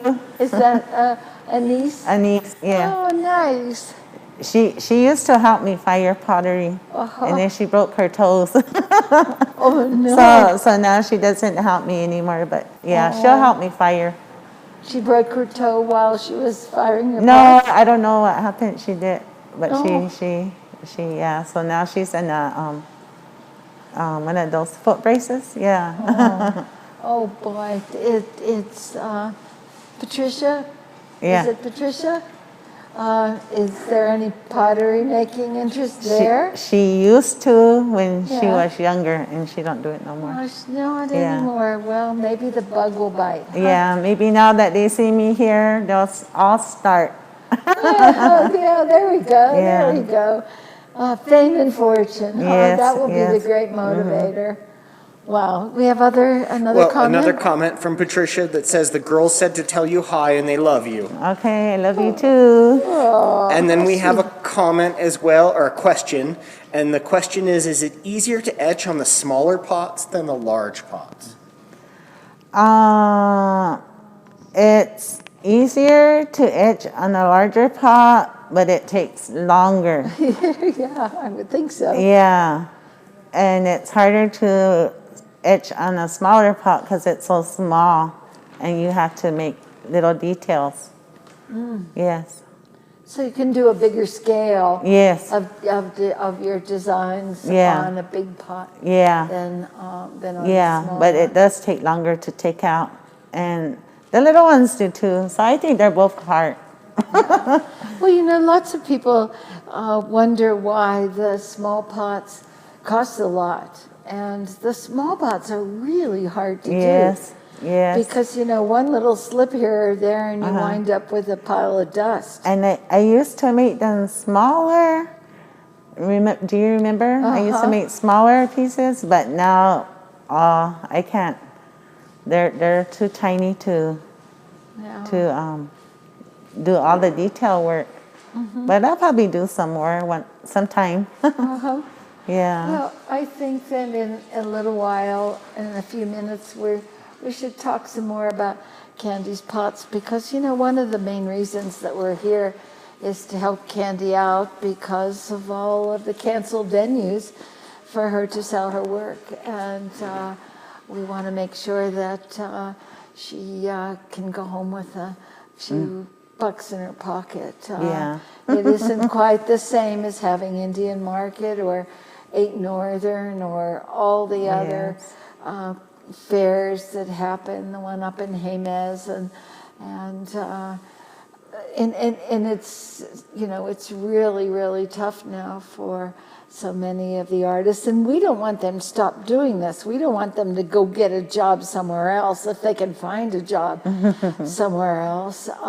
We want this tradition to keep on going forever and ever and ever, and if helping them out now is part of the solution for having that continue, we certainly would like to do that. I have a question, Candy. Is that pot cool yet or not quite? Oh, it's still hot. You can handle it on this side, but not on that side. it's too hot. Okay, well, we'll wait a few minutes, And- because what we're gonna do is we have the price for it already. Yes. And as soon as it's cool enough, we're gonna hand that over to our web guy, Scott, and Scott will photograph it and get it on our website, and we'll let everybody know when it's available for sale. So, just let us know when it's cool enough to handle. And in the meantime, what I'm gonna do is I'm going to transfer one of the cameras over to Andrea. Sorry for the little technical jargon, everybody. And so that Andrea can talk to you guys for a few minutes, and then I can take Candy over to the display of her pieces. You guys have been listening to me talk so much. You know, I'm already starting to dream about interviewing people. It's a really scary thought. But yeah, this has been really fun and really exciting. And sure, you know, if people dig their clay and they clean the clay and they coil the pots and they they dry the pots and they sand the pots and they paint the pots or they etch the pots and they fire the pots and yes, it's all the same process. There's no wheel thrown pots. There are no molded pots. There are only things that are made by hand, and the pieces that result are also different from each other. I mean, that's one of the reasons that we organize the gallery by area, so that at least you can get a real sense of what people do in that area. And you know, those villages may be a few miles apart, but those traditions they've been passed down for hundreds of years, and it's not as though they're blended or they are different, because you know there are really sort of strict parameters for each one of the villages, so that that tradition carries on. And it's a rare person that steps outside of those lines that are drawn in the sand, that are outside of their tradition, because that makes it easy for us, because we can look at a pot that might be 200 years old and know exactly where it came from. I mean, we wouldn't know who made it necessarily, because it was only recently that potters put names on the bottom of their pots. And apparently, as legend has it, that it was a white guy. It was the director of the museum in Santa Fe, who went out to San Ildefonso and said to Maria, "Put your name on it, honey, you'll get more money. Sign it. That's what professional artists do." And Maria did that, and it was true. I mean, her pieces were fabulous and wonderful, but she was able to get more money with that identifying name on the bottom. But I can imagine all the flack that she got in the Pueblo, because the Pueblo way is that the group is more important than the individual, and consequently, when you distinguish yourself, it's, you know, like being a narcissist, and that's not acceptable behavior. And so it took a long, long time, you know, like 20 years or so, before it caught on that people started signing their pieces of pottery. And now, you know, it makes it easy for us to tell who did what by the signature on the bottom. And the pieces that aren't signed now are either forgotten or, as some people say, attributed to. And attributed to doesn't hold a lot of weight compared to having an actual signature on the bottom. And if you guys are ready for me over there, We are. Well, I'll we just are ready for you. wander over all 12 feet. All right, so I am over here with Candy, and Candy has one of her pieces right here. So Candy, can you just show me and tell me a little bit about your designs? Okay, these are my favorite designs. The hummingbird, you can see there. and they put some traditional Kiva Steps inside of the hummingbird. And on the bottom, I have Kiva Steps, more Kiva Steps. And then I come to my butterfly, and I have more traditional designs, the feathers, the Kiva Steps. And then I have another hummingbird and another butterfly from a different view. And on the top, I have more Kiva Steps, and I just had the designs to make it look nicer, where you can see the in the bottom. Do you ever polish the inside of your pots? No, I never did. I need I to know try that's one. hard to do. Yeah, it is hard to do. Yeah, but when I start polishing, I start from the bottom up, and by the time I get here, you have to be fast so it won't dry. Yeah. Well, you can imagine people who polish their big storage jars, how difficult that was. I know. I don't know how they did it. I wish because they were here to tell me. Yeah, well, if you stop, you got a seam. I mean, it becomes really obvious where you stopped, and that really takes away from the whole aesthetic of it. Yeah. So this is the black pot, and it has a water serpent too, and it has more designs. I guess this could be more like water. And I have hummingbird and my butterfly, rain clouds. And where are the rain clouds? Right here. The little circle, and up circles? Here. Yes. Yeah. And see it looks like that on top. So I put all these designs to make it look nice this way and this way. And this is what you just seen when I two-toned it. How I change the colors. And that brings it a nice, it comes out, the design. And miniature vases with my butterfly, my hummingbird. And they have all Kiva Steps too. And this one has the feathers, the rain clouds, the avanu, a cocoa pally. And this is just the feathers. Nice. Yeah. Yeah, really nice. Then it has some Kiva Steps. Now, what happens if you do the feathers all the way around and all of a sudden you have a space left where you're going to have one really big fat one or two really, really skinny ones? What do you do? Well, what I do is when I make a line here and I just use my eye and I make another line here, then I section it and come across, and that's how I figure out the feathers.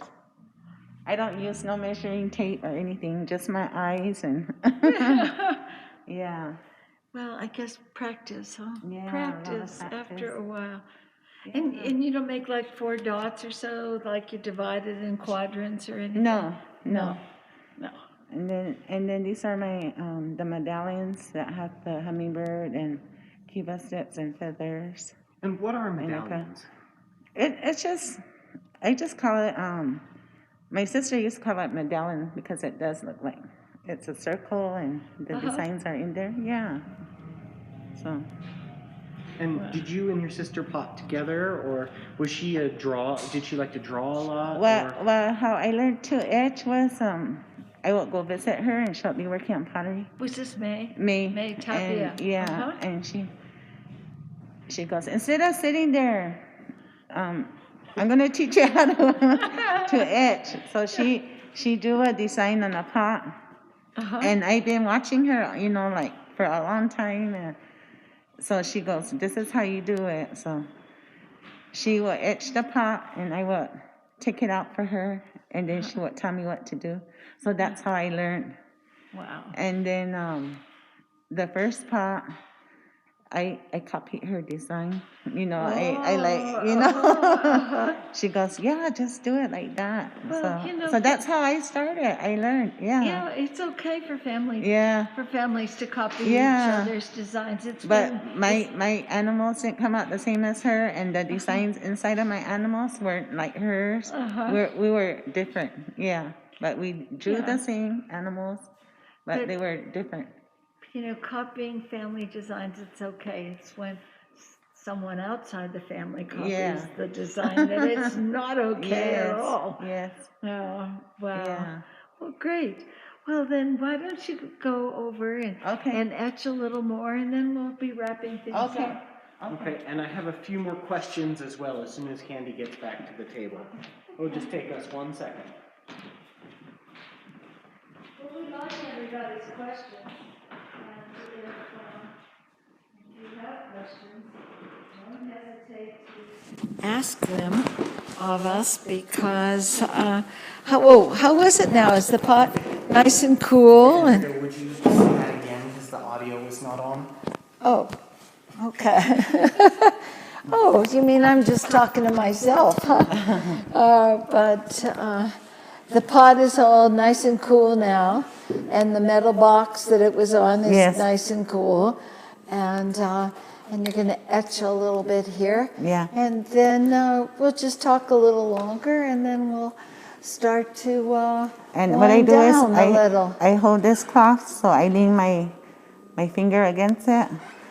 Because sometimes when I lean my finger against it, look, I have a from leaning. You're bleeding? No, it's like a heart bump you have there. A callus. Yeah, from etching. Yeah, so I have to use this. Huh.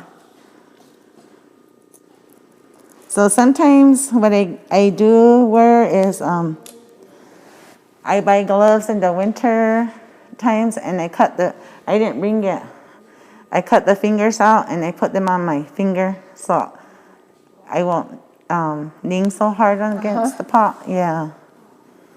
And then you can go ride a motorcycle too, huh? Yeah. I only put it on one finger.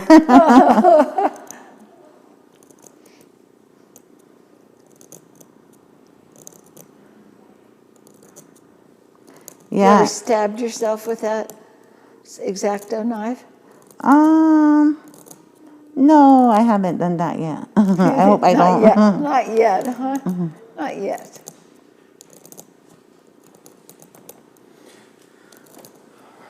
And we have some questions? We do. Just give me a second.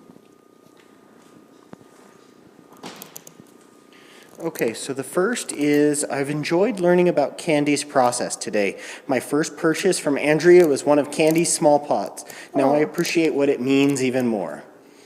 Oh, well, that was very sweet. Who was that from? That was from S-Gay. Oh, well, thank you. Thank you. And then the next one is I know it's hard to wear a mask and concentrate on everything, especially pottery. I have huge respect for each and every one of you. No words can show my gratitude towards you guys. Oh, well, concentrating isn't hard with the mask on. It's just when I put up on my glasses, they all get steamed up, and then I can't see what I'm saying. I know, mine too. Mine keeps going up. Oh, wow. So, how long, a pot that size, how long typically does it take for you to etch it to completion? It probably takes me like 4 to 5 hours. But I get up and walk around, I do housework and come back to it because I get tired of sitting. Yeah. Yeah, so I have to do that. Now, do you have a dog or a cat to pet? No, I don't. In between? Oh, no. But my niece lives. We live in the same area. It's called South Housing, Santa Clara, Pueblo. That's where they built all the houses. So I was one of the first houses that they built. So I'm more towards the north. No, towards the south. And the newer houses towards the north. So she lives on I live on this side, the first row, and she lives way on the first row on that side. So she has a dog, and every night he comes to my house. And he stays with me all night, and then he goes back in the morning. Oh. So at night, around, after I watch the news, I'll go out there and he'll be out there. So I feed him, and then I go back in, and he stays there with me all night, and then he goes back home in the morning. He spends the whole day with her, and then comes back at night.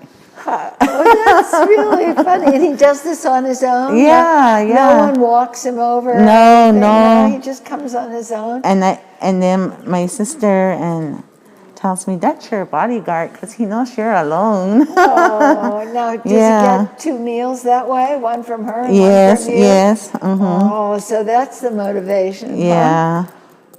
And he's really old. I don't know how old he is. So now it takes him long. Sometimes I'll walk out and he's not there yet, or sometimes I walk out and I see him barely coming. Oh. But he's a good watchdog. Yeah. Well, we have a very good watchdog right now who is dreaming and is on screen. He's dreaming. Where is he? Over there. Oh, that's honey. Yeah. Oh, she is dreaming, isn't she? Look at those legs moving. You wonder, what do dogs dream about? I know. Do they dream about chasing cats or lizards, especially lizards around here? Or do they dream about, the ultimate dog food dish that is piled high? I mean, it's really funny to see her over there. But yes, she's one of our really vicious guard dogs. Mm-hmm.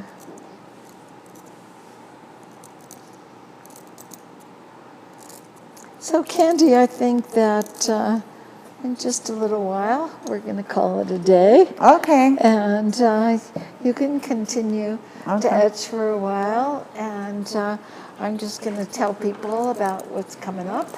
Okay. And so tomorrow, Angie Yazzie, who is scheduled to be here, cannot be here because her son is in the ICU in the hospital and not with anything that's COVID.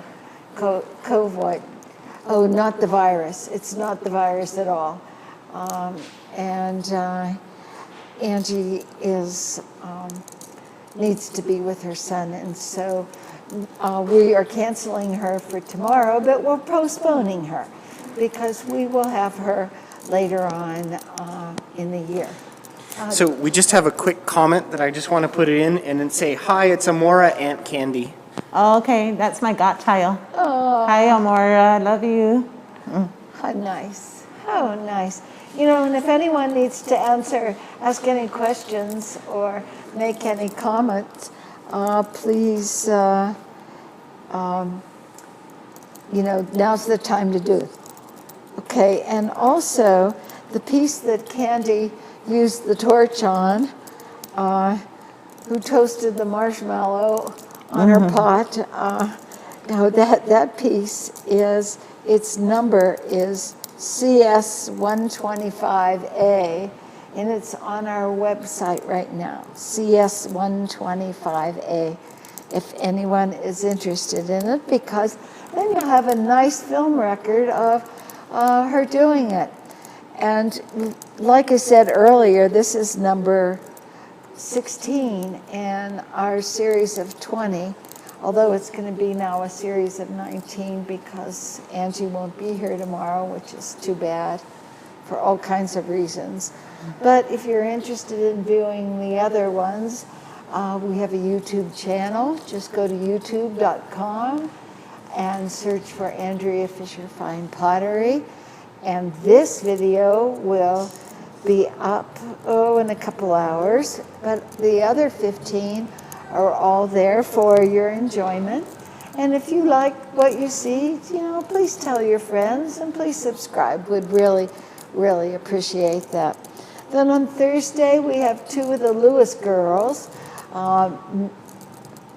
Judy and Diane. Judy makes storytellers, and Diane does seed pots. And that should be a lot of fun because they're both really characters. And then on Friday, Carlos Laate, he is from Zuni Pueblo, and he will be here demonstrating real traditional Zuni pieces. And on Saturday, who will be the last one we're going to do in this series, will be Marilyn Ray, and Marilyn is the master storyteller maker now, the current master storyteller maker.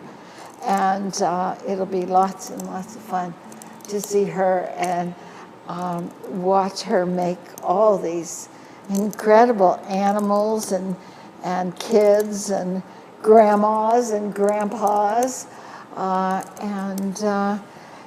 That will conclude our series at this point, but we'll continue on from there. But what I wanted to say to you, Candy, was thank you. Thank you so much for being here. Thank you so much for sharing your skill and your talent. And thank you for being willing to put yourself right out there and show us what you do and what your secrets are and all your beautiful designs and the history and the story of your culture and your beautiful work. It's been a pleasure and a joy, and I'm just so glad that you're here. Thanks so much. Okay.